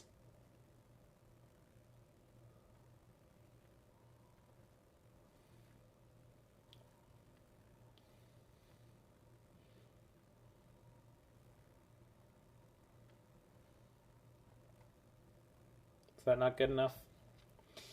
I get Teferi back Memnite, draw a card, have Bolt. Teferi back Luris, draw a card.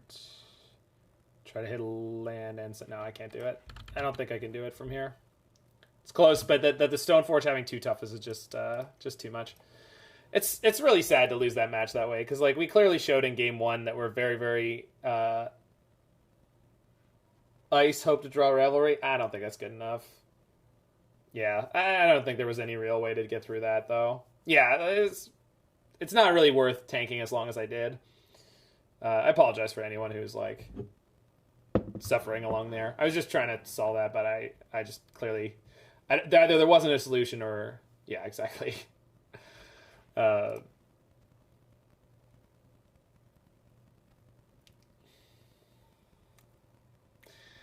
this deck normally has a pretty okay time against Hammer. You saw in game 2 how they crushed us. That line dies to Inkmoth, though. Yeah, I mean, we were dying to everything, right? Thanks, Cube. I do the best I can. Yeah, exactly. Magic's hard, and it's hard to improve sometimes because it's really hard to know if you actually made impactful decisions or if you were just dead no matter what you did.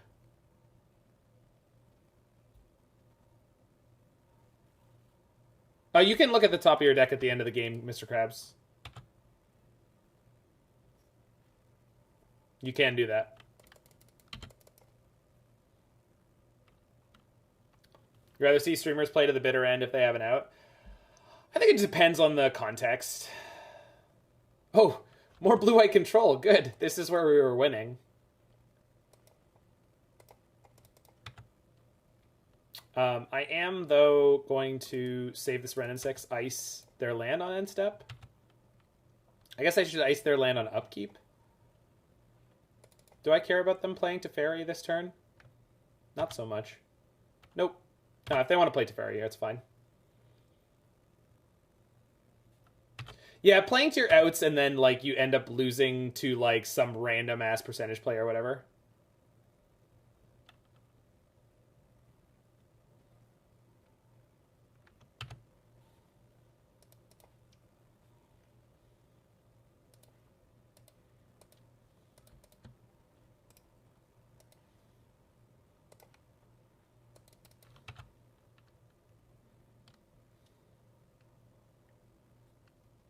That's the kind of Hollywood ending you're after.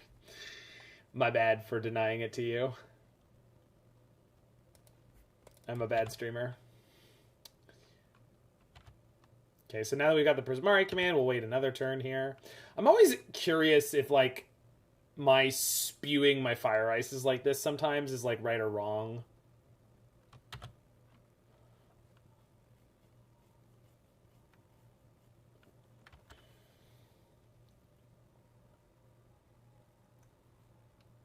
No, yeah. No, Spike gives up sometimes. Sometimes he throws in the towel, but usually it's like on a pretty narrow margin for victory. Fetching white was trap. If we wanted to play the Prismari Command, yes, but like I don't know. It was a tough situation to be in. I've played this deck a long time, and that was one of the tougher situations I've been in a long, long time.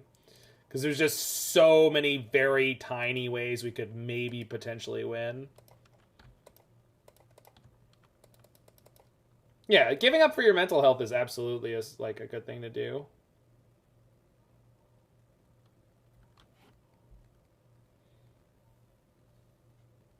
Thanks, Radio John Murphy. Yeah, it was really exciting.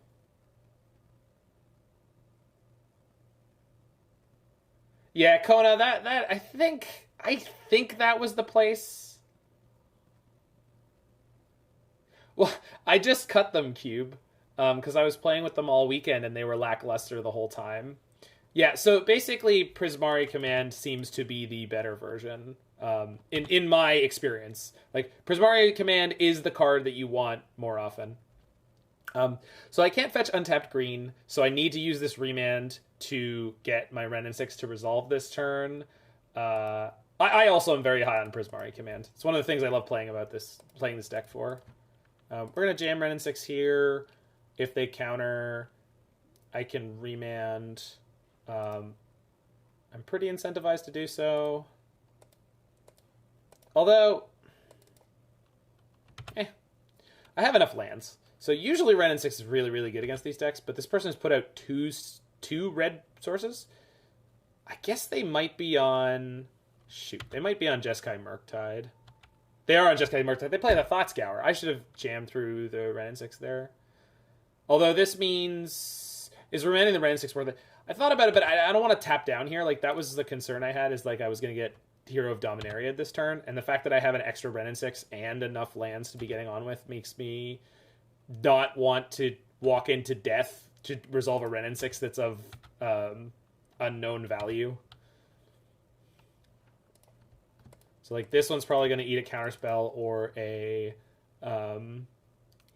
Archmage's Charm, and that's fine.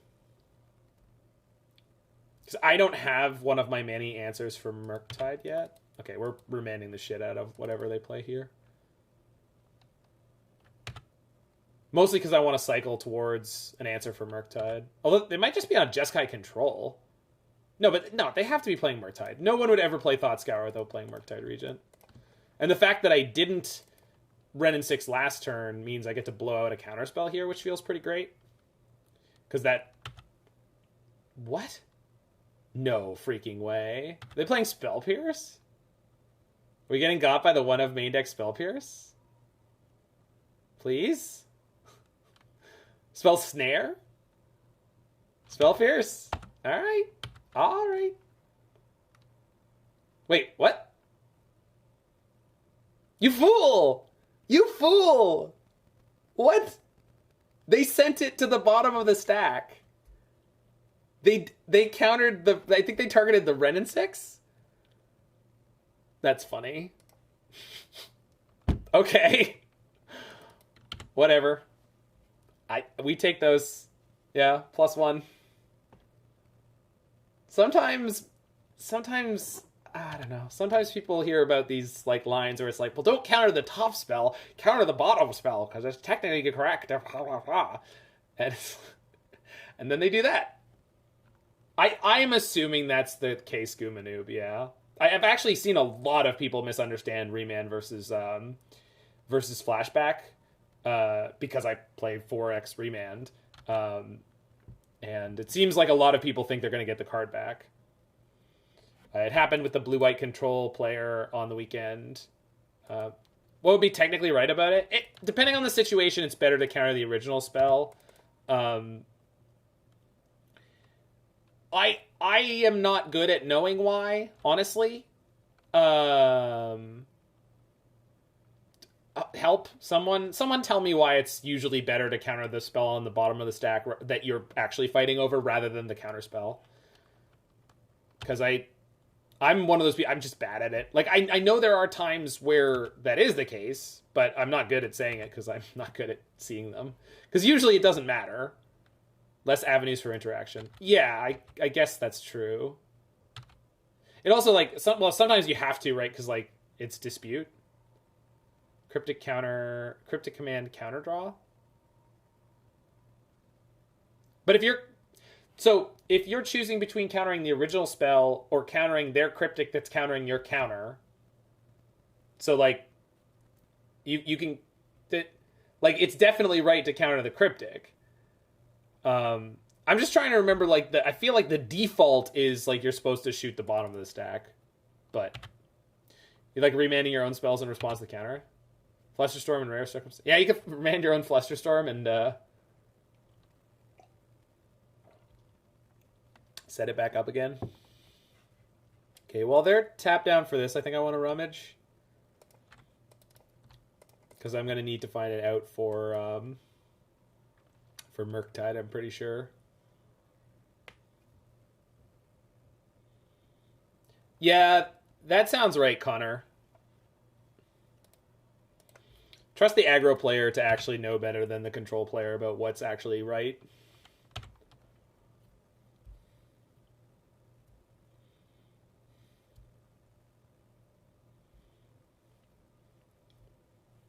So I found that Teferi I wanted. I mean, I didn't say it was Teferi that I wanted, but if they are on Murktide, which I believe that they are and should be, then I need an answer for it. I have 2 Teferis. What's better than 1 Teferi? What if 2 Teferis?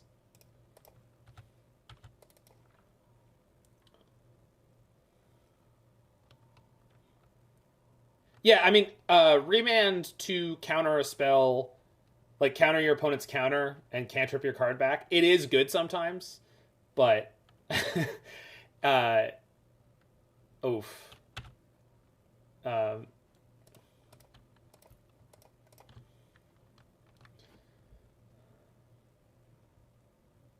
ain't afraid of remove soul. That's the way to live. Can't be afraid. All right, we can't cast the second one. They're down to 2 cards. Hey, Mookton.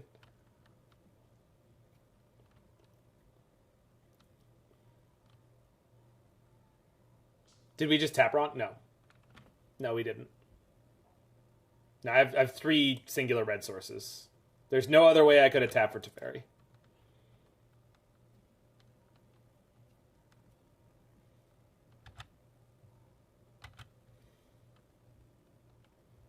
Wow, that's a scotch, unfortunate. Yeah.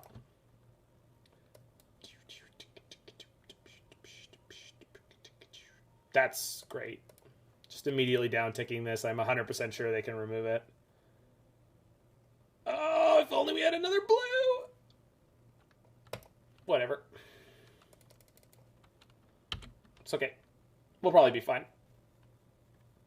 I mean, if the Teferi resolved, probably the Jace resolves, right? Right? So hopefully we draw creativity at some point. Ever? Tef makes Jace resolved? No, I understand, Cube. It would have been great to do it this turn. I'm just saying they're going to kill the Teferi. Like, I like your confidence. Me too. I like my confidence. Or lack thereof.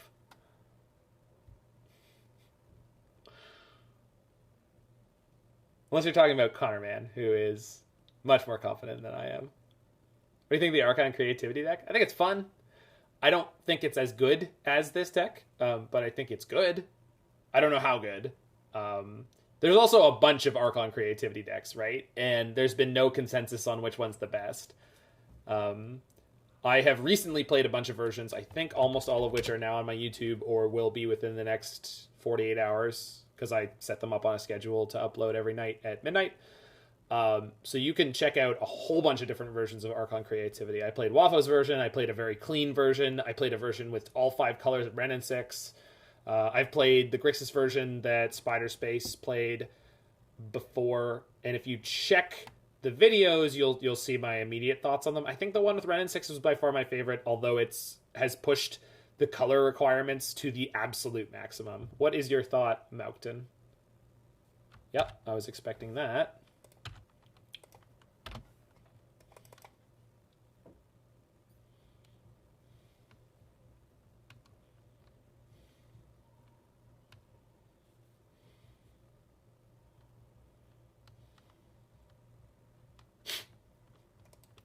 Okay. So that means their hand is more like creature removal. Yikes. Because I'm pretty sure the only reason they would Prismari Command a treasure is because they're petrified of getting creativity and not being able to stop it. I'm just going to go ahead and jam this Jace here. If I get got, I get got. Nope. They have nothing. Probably don't need this anytime soon. Fetch Shock Blue, play Hard Evidence. Watch them shake in their boots because they have to deal with another non-creature token.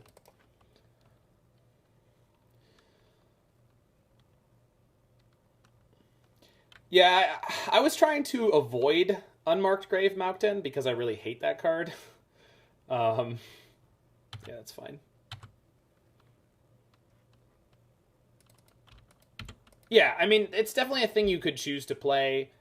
I knew I was choosing not to play it, and I was making every effort not to play it. I don't like playing Unmarked Grave in those decks. But if you want to make it more linear and potentially powerful because of that, then that is a choice you can make. Jiggy calls me a coward because I'm afraid of playing linear decks that fold to specific types of interaction, and they just drive me crazy.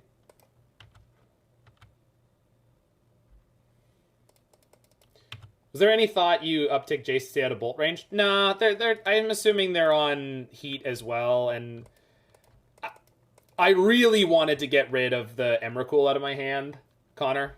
I think that was like the priority. So, yep, they had one. So which one do we get? Emrakul or Serra's? Serra's. Okay. I'm gonna call Creature here because it's very difficult for them to remove this with burn. They could be playing main deck Teferi. I'm assuming they're not. If they are, it's gonna suck.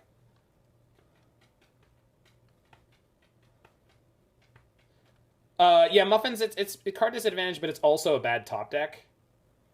Or are they prismatic with 8 colors? No, I didn't think of that.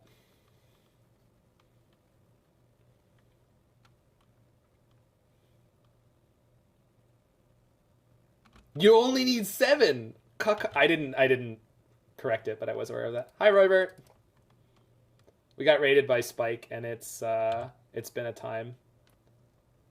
The 8th is for intimidation. That's the way to do it. You gotta keep them scared. Alright, I don't have any... Or I don't have my other Triome, so we'll just pick up a land here, which makes my Prismari Command even better. I think I'm just gonna fire this off now. And I think we just make a treasure. Yeah. I could deal 2 damage to them, which, you know, has some value, but I think I'd rather have the treasure.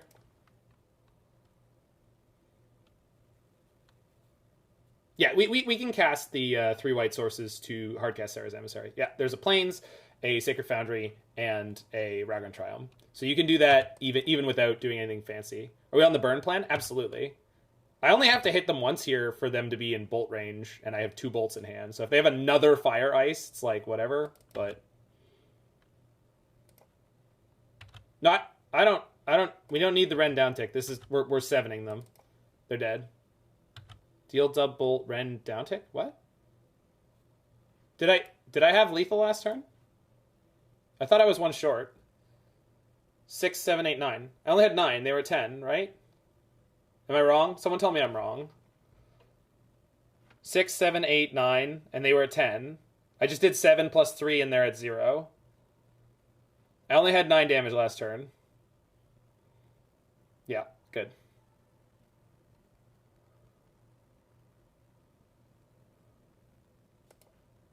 No, you should play today, Connor. Like, you had some great sort of, like, meta advice. Just, you know, everyone makes mistakes. I make mistakes all the time. Okay, Shark Typhoon, yes. Veil, yes. I don't need as many hard evidence. Don't need as many Fire Ice.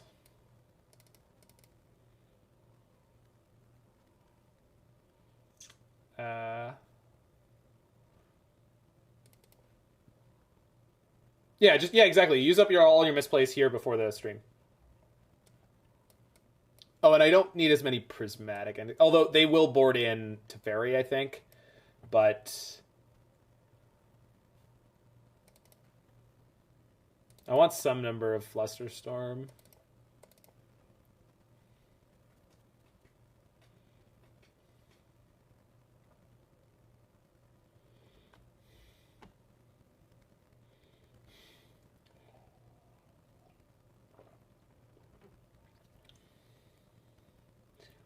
Well, I think per hour spent streaming Spider Space, I qualify you as by far the most successful competitive brewer. And what I mean by that is, I know Spike has contributed a ludicrous number of decks to the metagame that are great. However, the number of times I've seen Spider Space come out of nowhere with a deck I've never seen anyone play before and top 8 a challenge is insane. It's insane.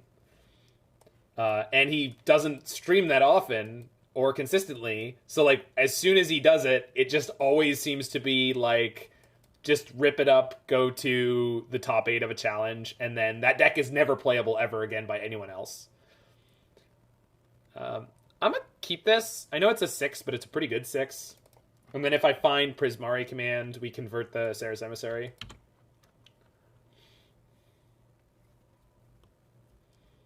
That's a sick draw.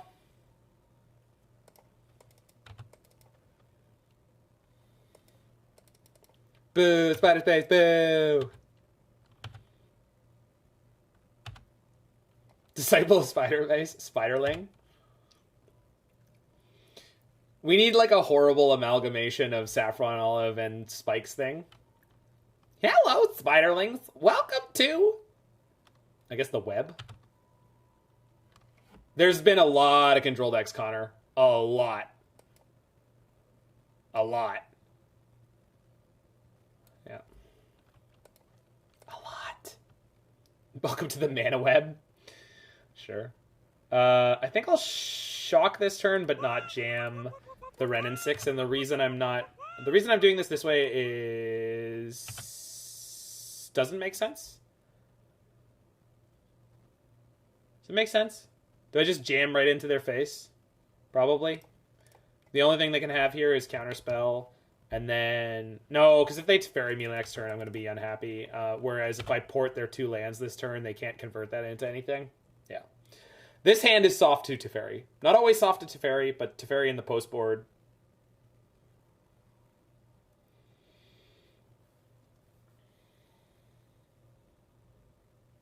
Yeah, the metagame is... It does feel like the metagame's on just like steroids. Okay, and then if I had drawn a Flusterstorm there, maybe I would have jammed something. Maybe just go tap Foundry go. If they have Teferi plus backup, then that's what they'll have.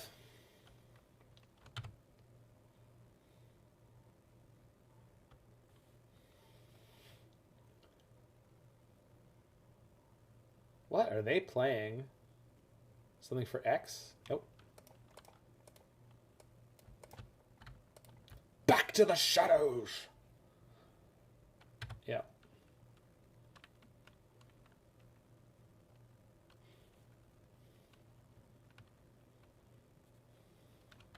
Ah, that Pierce. Not even a sideboard card.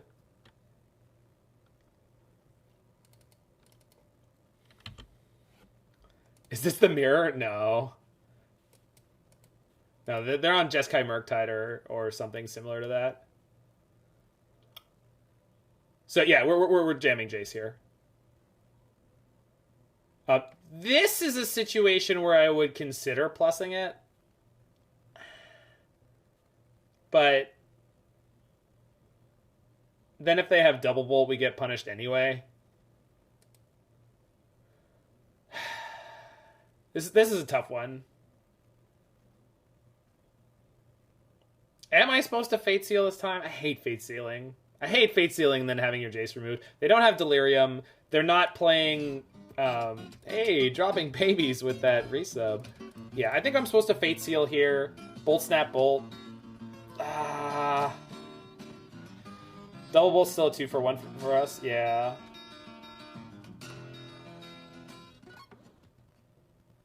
I just want to get rid of this Emissary. No fetch. But we can Wrenn and Six into the fetch next turn. Most likely. So we should be okay here through the...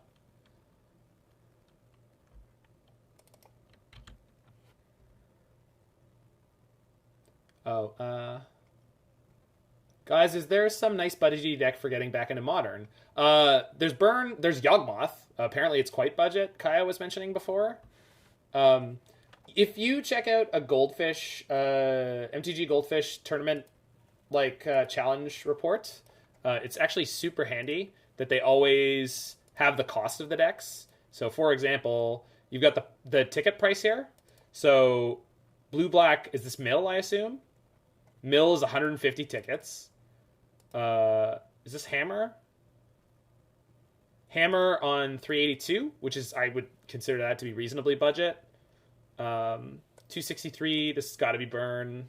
It is. So I'm gonna teach you to fish. All right, they found the bolt off the iteration.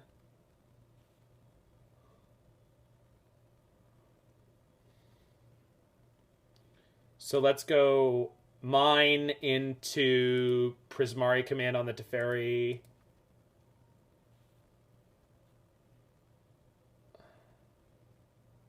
And then play Wrenn and Six. Hey, Capoeira, you have been tearing it up. I really want to remove this Teferi. I guess I should lead on the Wrenn and Six, but then they're probably not... They probably just don't care, right?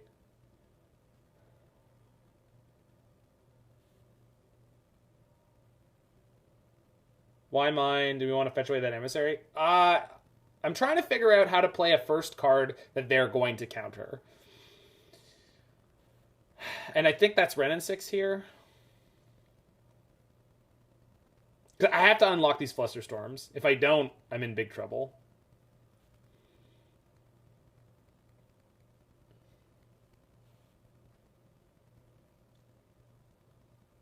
Although I guess having Wrenn and Six against them is like, it's not bad.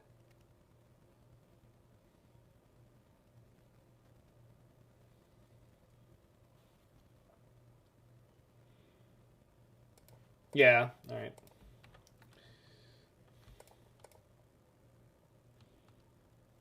Okay, I'm assuming this is never going to resolve. Ah! Perfect draw, too. Alright, we take those here. Well, can't get the fetch land anymore, so let's hold up Flusterstorm, I guess? Or, no, just jam the Wrenn and Six here.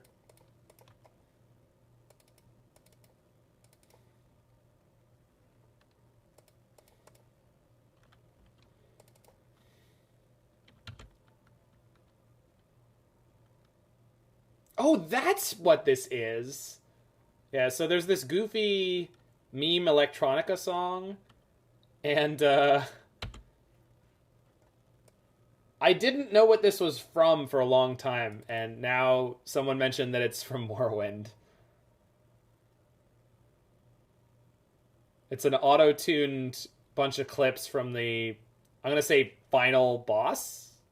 I don't even think it's meant to be a boss in Morrowind. I guess it depends on what you're doing. And you can fight anything you want, because it's an Elder Scrolls game. Alright, well. I guess we're on Plan Shark. Plan Shark from Outer Space, anyone? It's the final boss. But it's Morrowind, right? Like, is it meant to be the boss? Or is it just something that can be the boss if you decide it is? I feel like Elder Scrolls games, like, they usually don't have, like, exactly one plot line, exactly one story that is the right way to play them. But maybe I'm just... I never played a lot of Elder Scrolls. I don't know why. I think the gameplay just never did it for me. Okay.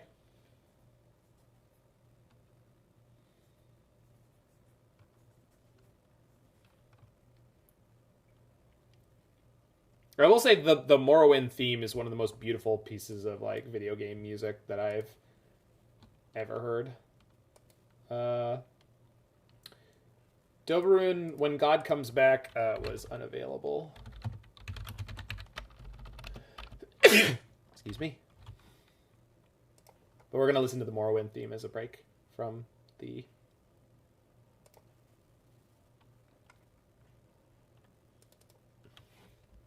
Prismatic Ending the Dwarf. Deal.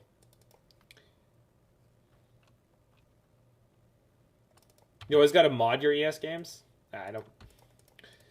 I mean, I have modded... Or I've played the modded Roller Coaster Tycoon, RCT2 Open, which is super fun. It's a lot of really good quality of life upgrades. I just didn't enjoy the core gameplay of Elder Scrolls enough to want to keep... Like, I just didn't care. And I like story-driven games a lot, and the sort of wishy-washiness of how much you're actually supposed to care about the story in an Elder Scrolls game, it just didn't do it for me. Like, that's all there is. Like, oh, this is the Morrowind theme. I believe you could call this theme from Morrowind, and that would be as correct as any other.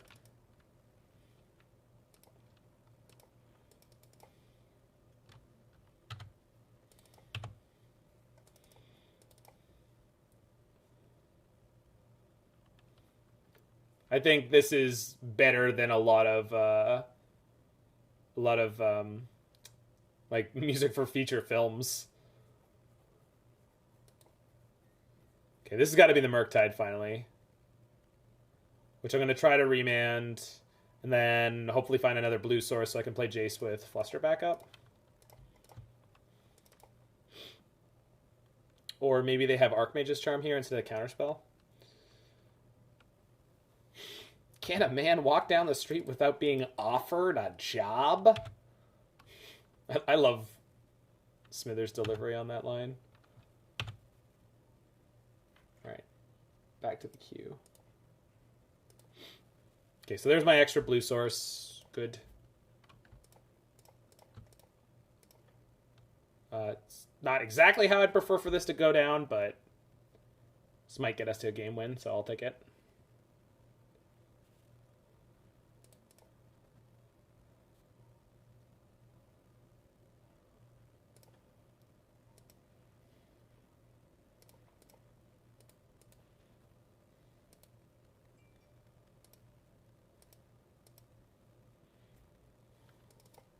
So they have to have removal for Jace.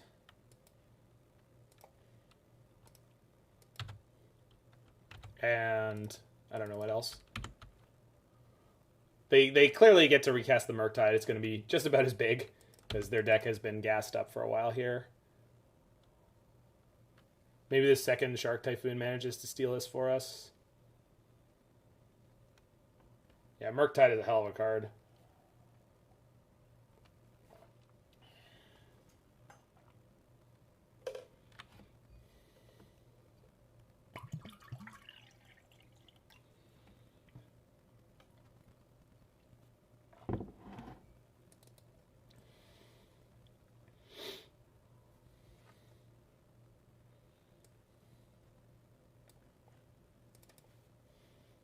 Yep.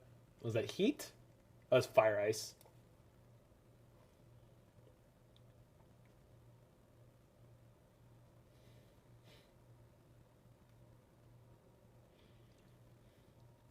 Yep.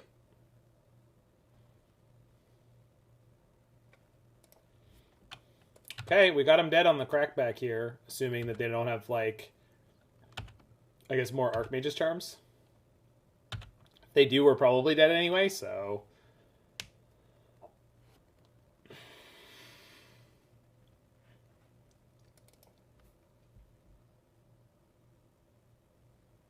Yikes. They have had a lot of those this game.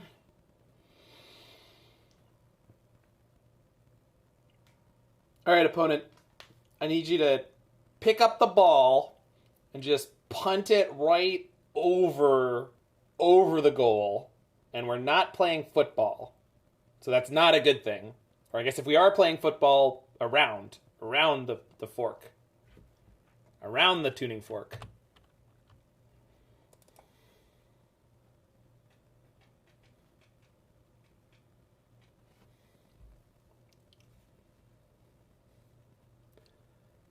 And you may be asking yourself, Zach, do you really think the goalpost in football is called a tuning fork?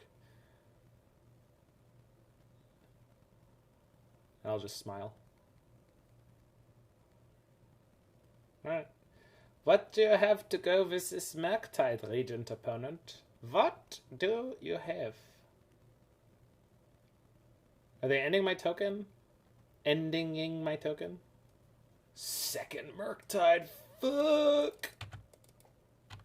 Alright, well, we're going to cycle here to try to find a... I think both my Jaces are dead? No. I have a second Jace, and we have the Teferi. And I have to jump block with my Shark. But I do have a lethal attack. So...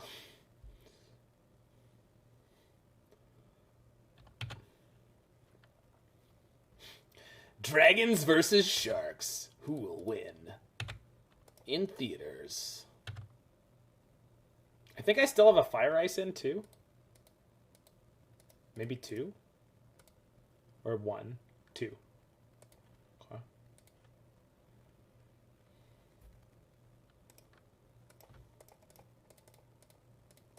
Oh, this isn't quite lethal. Yipes. Alright, well... maybe it'll work out anyway. Nope. Double nope. Well, that would have made it lethal. Alright. Double Murktide's too good. Go game 3. That's fine. That all went down kind of how I expected it. We had to beat through a Teferi. That was difficult.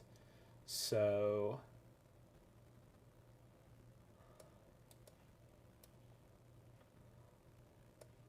I had one more draw with Shark Chumping. Sure, but at that point, what did they have? 3 cards in hand, and I don't. I mean, maybe. Yeah. I could have stayed in for one more draw. I don't know. I mean,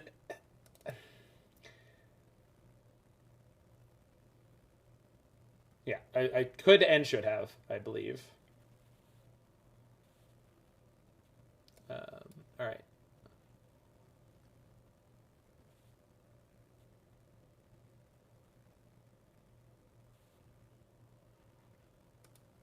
Is this a Serra's Emissary out matchup? It probably is, right? Creativity is much better than Polymorph. For a lot of reasons. Yeah, we don't need the Emissary in this matchup, I don't think. But I'd be happy to have the 4th Remand. Or the 3rd Flusterstorm.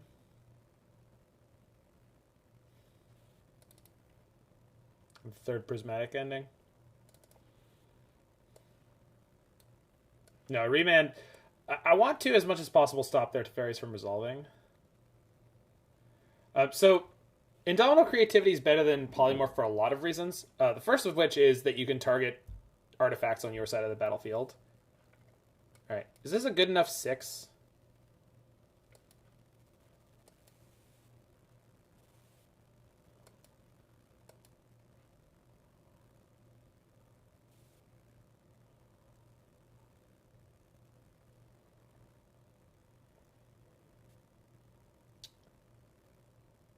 This may be a good enough 6.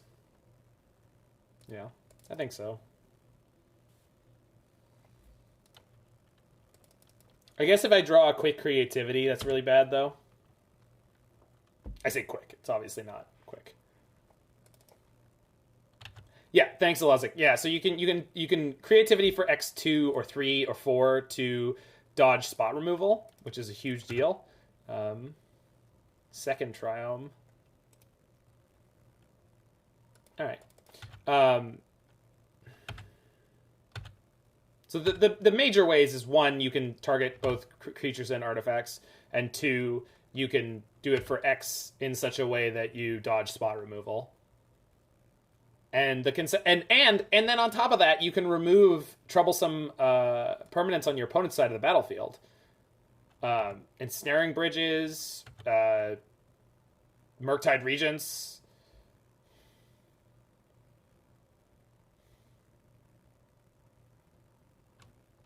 Okay. I didn't want to play this Teferi anyway. Oh. Oh my. Sometimes lucky.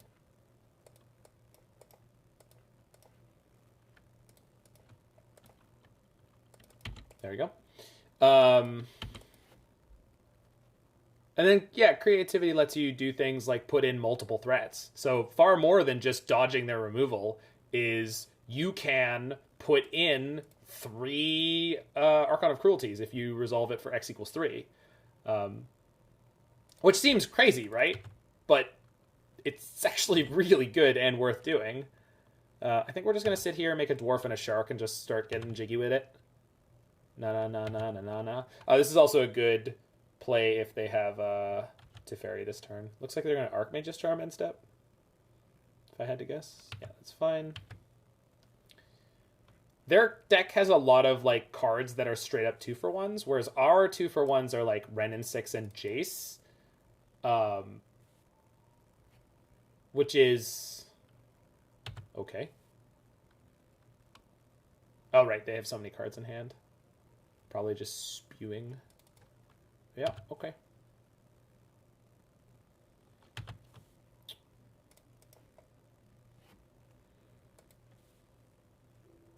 Yeah, I've done it Octopodes, and it's super fun.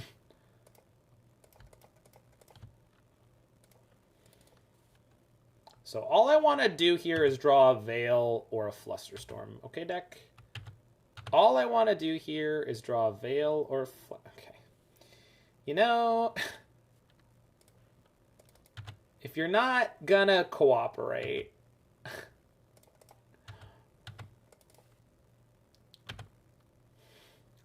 Sometimes you just flood out.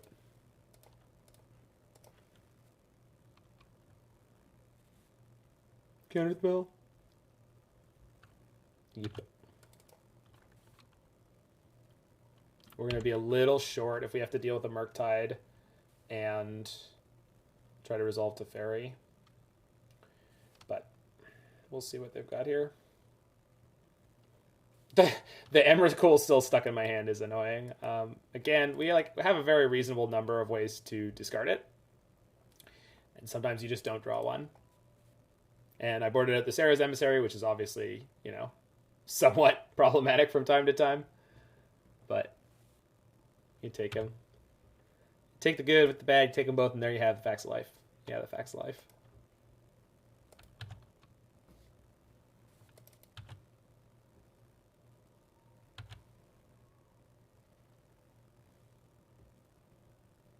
You're gonna steal my shark at the beginning of combat? That seems insane to me.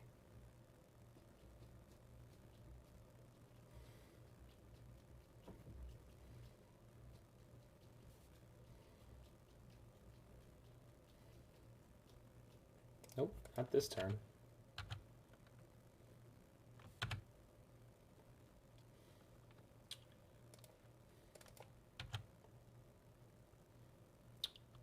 I mean, my opinion, Dobroon is the same as it was before. Counterspell will be a meaningful upgrade for the decks that can support it and will not be problematic in any way, shape, or form for the overall health of Modern. Okay. You can call me like Captain Medium Takes, because that's... I'm a medium take kind of guy. I did not get the hatred for Mana Leak that seemed to come forth at the last minute. All of a sudden, everyone was turning their back on Mana Leak, and like it was all we had, and it did its best for a very long time. And okay, so Prismari Command here is nice. Let's go Shock and Rummage.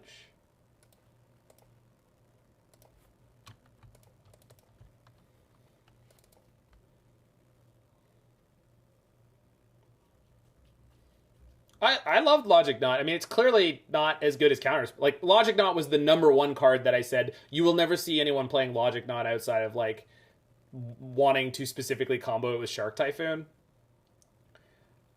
Okay.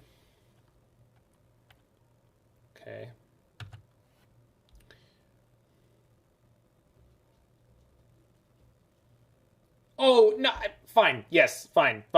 Some decks could play Logic Knot, and it was good and great and good where it needed to be. Yes, I know.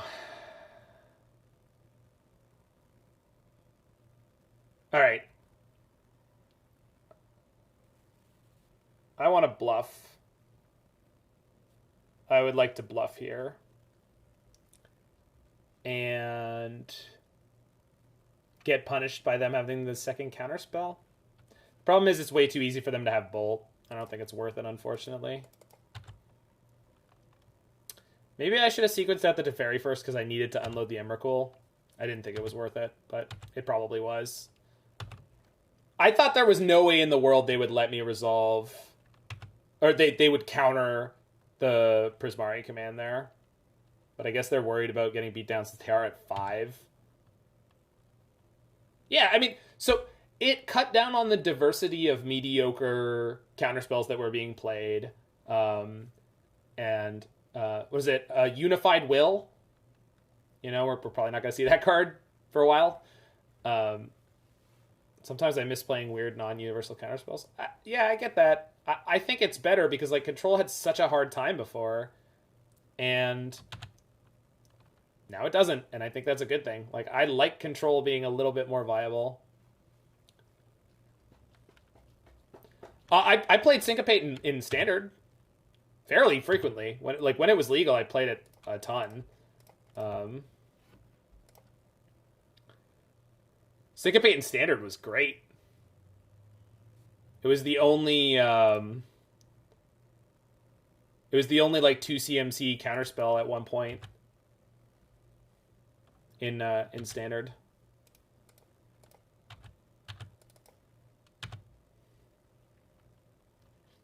And we've got a second Teferi for a Murktide, theoretically. Oh crap, I could have put them on lethal. But they have the Teferi anyway. This is actually maybe putting them under more of a squeeze. Also, did I board out my bolts? I didn't. We could just find a bolt and kill them relatively soon. Yeah, they play Condescend Octopodes. Wow. They must have another Teferi. That's the only thing that could mean, right? Or they're just desperate? No, the ultimate thing with Logic Knot was the Logic Knotting for one more than mana that they had to play around Simian Spirit Guide. Okay, you got it, Octo.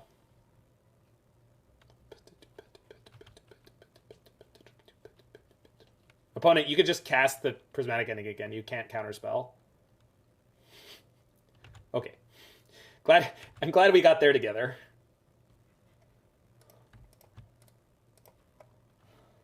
Oh, that's all good. I basically was doing the repetition for myself because I wanted to get in the habit of saying it correctly because I said it wrong the first time. All right, let's see if we can just kill them here.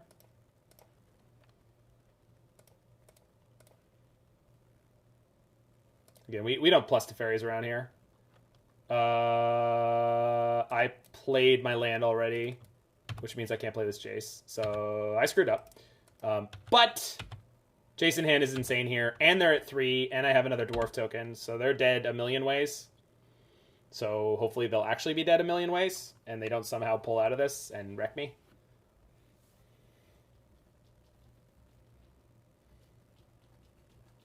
Nope. All right. So far, the only thing we've lost to was that unfortunate match against Hammer Time. It has been an incredibly long league. It's octopodes like octopus nodes? No, see, that's what I said the first time, but then my good friend, who's great on pronunciation stuff, went and looked up how that's meant to be pronounced. And if it is, in Latin, it should be octopodes. So I think most English speakers would say octopodes. Yeah, it is octopodes. No, I mean, that's... I was linked to a internet Latin pronunciation. Octopodes nuts? Yeah, exactly. Pardon for reposting. Can you help me build this list from a few months back? You helped me build this list a few months back. I've been doing really well with it. Been losing to Blue-Red and Hammer Time.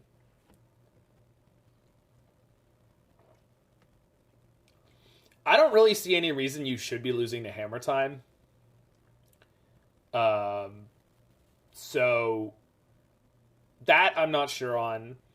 For beating Murktide, you've got 4 Mystical Disputes.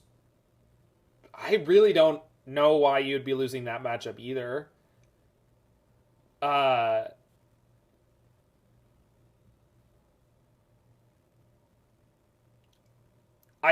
I can't see why this deck would be losing to Hammer Time and Murktide specifically.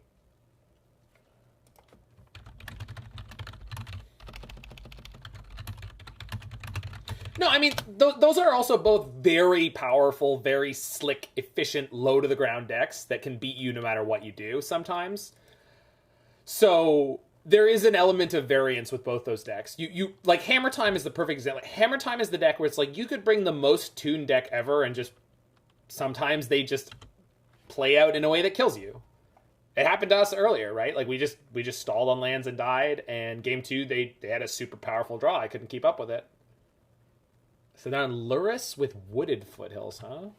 Is this BTL Lurrus again? If so, why?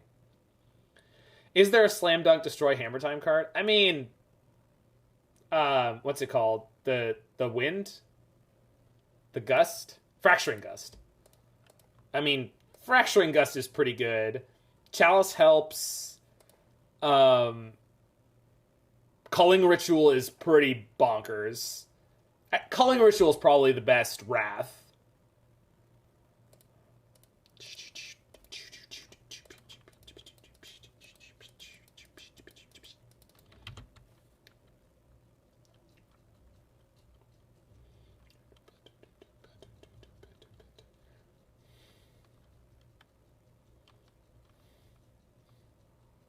Probably just Jund Sagavan that didn't have a 1-drop creature. Yeah, they're probably packing bolts and heats here in hand. Thanks for the follow there, Lars Duncan. Dukin? Yeah. I think people are following Spike's stream of Lurrus Control again. It's vomit-inducing. I mean, I don't know why it would be. Yeah, keep me updated, Dropping Babies, because I don't really have a good explanation of why you wouldn't be doing well. Oh, damn it. Well, at least I get to kill the Wrenn and Six back.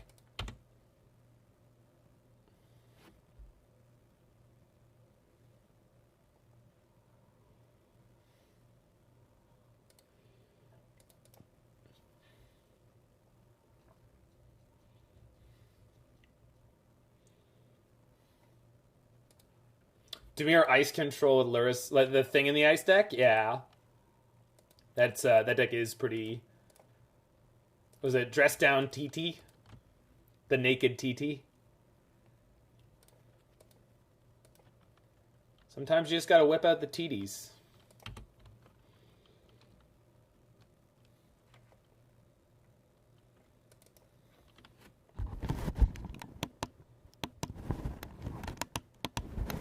But it plays so safely? I mean, is that a bad thing? Like, it's blue-black control, of course it does. It's not, What's your game plan versus Murktide and Hammer Time? What cards do I need to counter kill? So, I mean, they're tempo deck dropping babies, so with Breach, the most important thing for you is, like, to control how many permanents they have in play and or how much open mana they have to interact when you're trying to breach them. And you are the kind of awkward, clunky, spell-based combo deck that Murktide can just eat alive. Hammer Time, you just need to make sure that they don't just, like, explode out and kill you.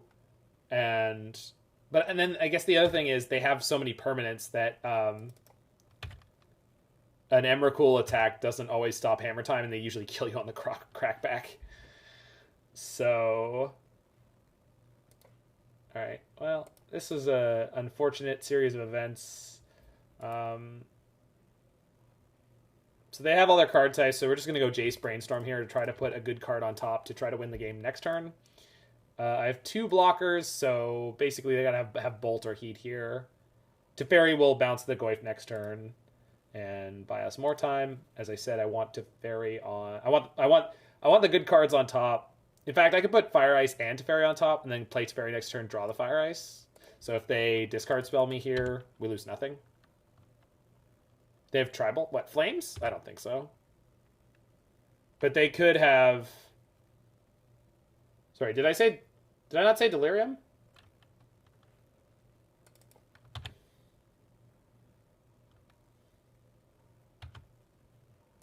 Or is Alex just shitposting me? You meant the card type. No? No. No, they don't. Not as far as I can see. Yep.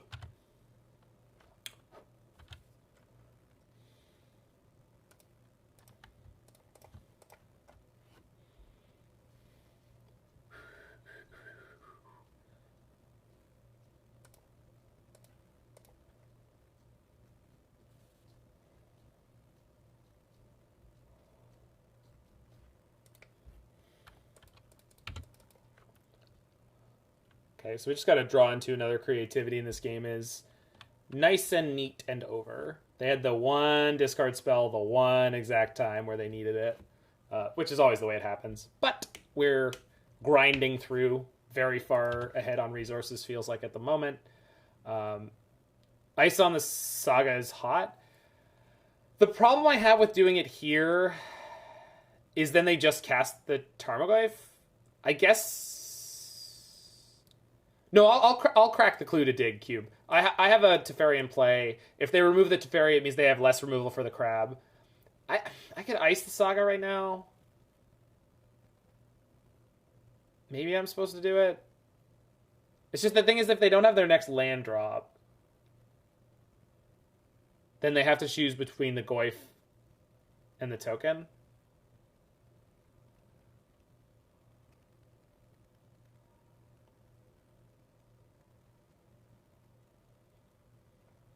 I don't know, maybe it's objectively right to...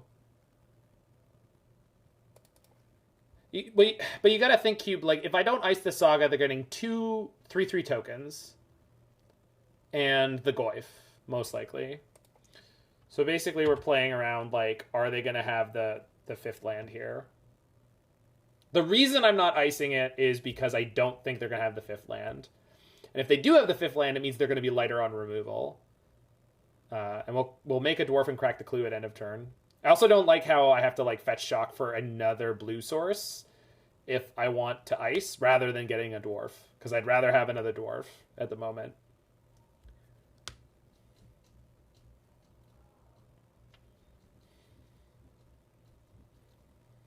With 4 cards, I'd wager on the 5th land, but I get your point. Well, they had a Wrenn and Six early that they didn't get any lands off of. And again, if they have the 5th land, I'm pretty happy. Because it means they're a bit low on interaction. Tarn's fast clock. Not if we find a prismatic ending. See, now they're going to... If they don't, they're paying costs for something. They're going to kill my Teferi, I'm guessing. They need to remove it so they have access to some kind of interaction. And that means next upkeep, we ice the Saga, and then they get... Oh, no, they didn't. They were paying costs, and then they stopped. Oh, they're definitely more frightened of this game state than I am. I am not in any danger of immediate death, and they are dead. They are very, very dead. Oh my god, they're so dead. So here we just pass the turn. Because we plus Teferi, we'll let them attack into their own doom here. I could ice the Saga in the upkeep. I'd rather that they activate it. Because it's not going to matter. At all. I guess they could get Pyrite Spellbomb and try to shoot my Teferi with it. They could get Pyrite Spellbomb, shoot Teferi with a card out of hand, then Pyrite one of my creatures in response to my creativity, but... They can't beat the creativity for X3 here.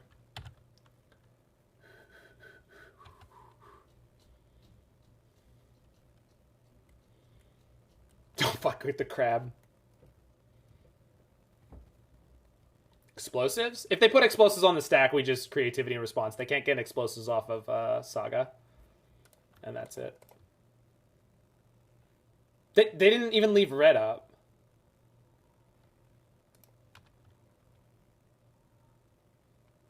Eh?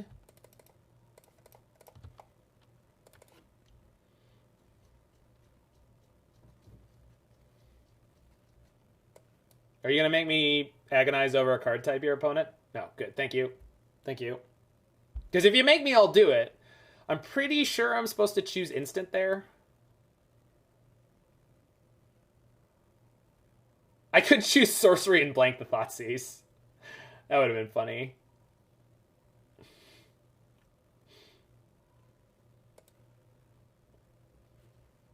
Oh no! No! Enchantment. Maelstrom Pulse and Spellbomb. Yeah. Alright, so here we go. Alpine Moon, Veil, Seas, Rest in Peace. And Shark Typhoon. This is too many cards. Emissary comes out. I think I cut a Creativity. Why not name Tribal? I'm not as smart as you. I didn't remember that was a funny option. The soundboard's broken, so I don't. You don't get the dough. I could add it to my soundboard again.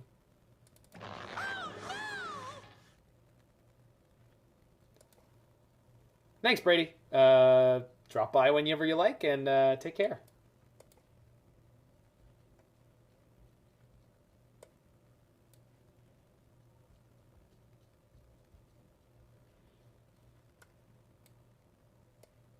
Fire Ice is not a great card in the matchup.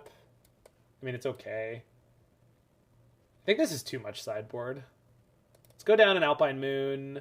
Oh, Remand is not great here. That's the card that's medium. Let's keep all the creativities. And then I'll cut one Wrenn and Six and then bring in 2 Rest in Peace.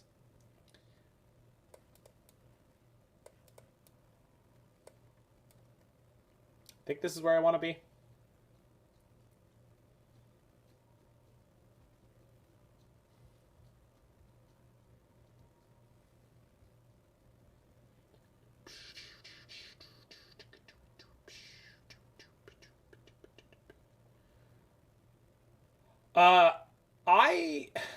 I'm actually Veil of Summer in these matchups is the thing I'm usually kind of medium minus on, because it's only useful against their discard spells, and like I'd rather have more cards that they're forced to interact with.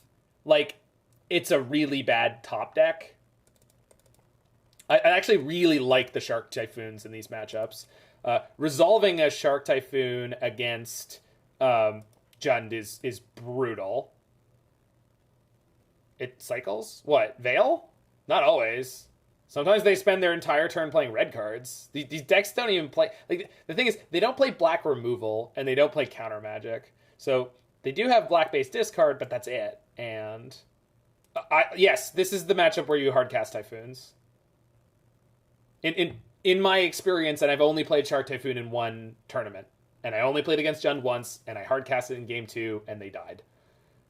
Because they're not on trophies, for the most part. So they can't interact with it. So as long as you're not on, like, they mulled 2-5. That is unfortunate.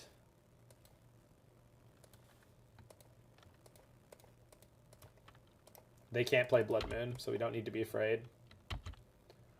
I have no fear. One lander, and I have double removal. I'm so sorry. It's already too late. Here they come! I guess this is a mistake if they have like a Wrenn and Six here. I should have saved the Prismatic Ending. Used a Fire Ice there. It doesn't look like it's going to matter. It looks like this is just a freebie. I mean, obviously things could go badly out of nowhere, but I'm not going to worry about it. Right, Van got a timeout, yeah. Just trying to hit the land. There we go. So now we've got Emrakul next turn. So if they kill my Teferi, they lose. And if they don't kill my Teferi, they lose. Yep. Alright. Actually, no. This was the one way they could get through this. So let's go Shock. Pass the turn. Hey, who wanted to keep ices? That person deserves a medal. Because this turn is funny. Okay. Go to draw step. You want to do it technically correctly again, opponent? Because that's fine by me. Oh, this time they don't... This time they didn't want to go technically correctly on me. Oh, I see. Oh, I see. Yes. Okay.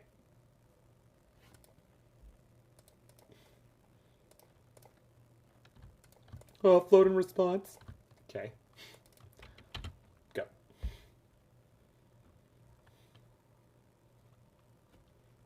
Got shot, yeah. I thought about it, but I didn't say it. So, 4-1.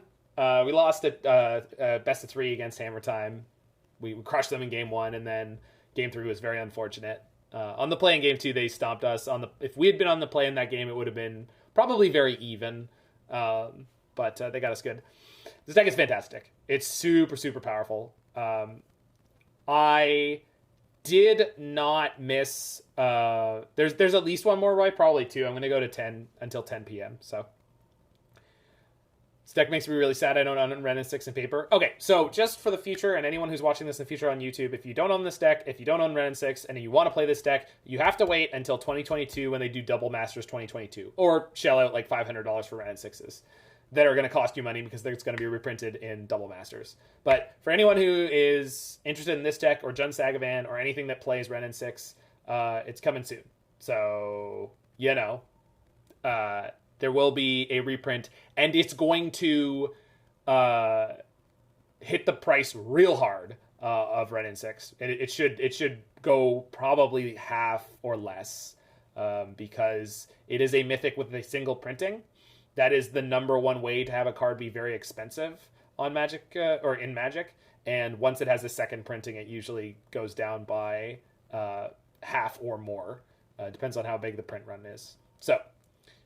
Well, they showed it on stream, Unholy Civ. So the only reason, like, if they don't have it in the set, it is a grotesque misstep of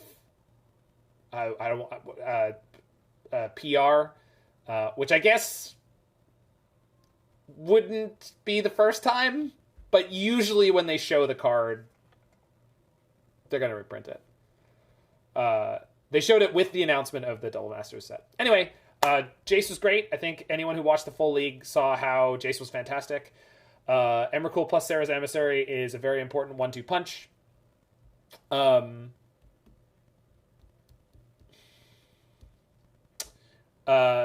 Fire Ice was great. Remand was great. Third Heart Evans, I'm sure, was fine. It's hard to see which one's the third one. I think I like having 2 bolts, the 1 bolt versions. There's like a lot of Teferi Time Ravelers around right now. Having an extra piece of 1 mana interaction is pretty good. So happy about that.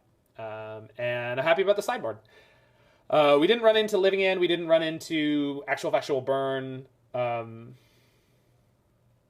Is Jace just good because Stomp and Fire only do 2?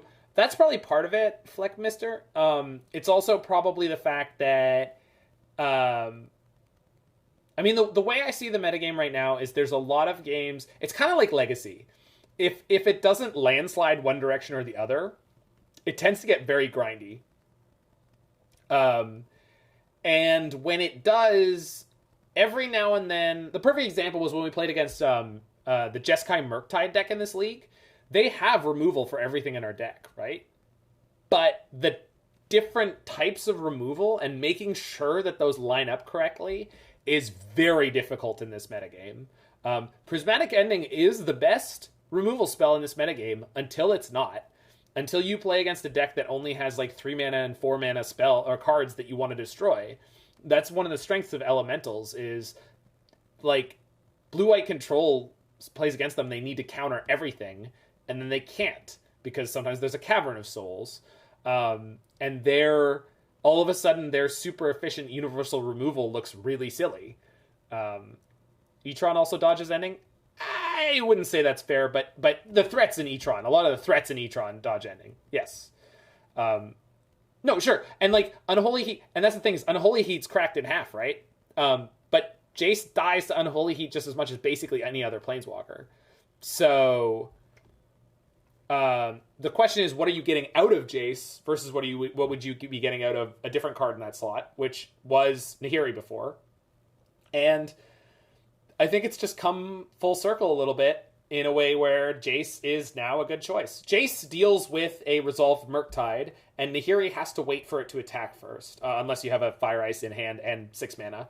So For all these reasons, it seems that Jace has become much more playable. I am not a person who likes to make super decisive statements about something where it doesn't seem like there's a very clear answer. But I think all these words that I've said, what if Jace Memory Deluge? Yeah, you could try that, but Memory Deluge doesn't put Emrakul and Serra's Emissary back in your deck. It's not flexible, although it is instant speed. It's not a win condition. Like, I've won games just by starting to uptick Jace, which is not super common in this deck. Jace is insane with Wrenn and Six. Insane. So, I mean, feel free to go ahead and try this deck with Memory Deluge. But, Cube, the 7-mana flashback in this deck would probably set you up to go Teferi into Creativity, right?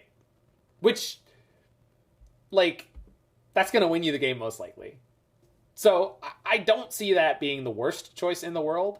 I just don't like, I don't know. I want to interact with the board or the stack or opponent's cards. And I feel like Memory Deluge just isn't flexible enough in this spot. But maybe it would be really good. Could be. I'm not saying no. I'm saying I wouldn't expect it to be, but I would be happy to be surprised.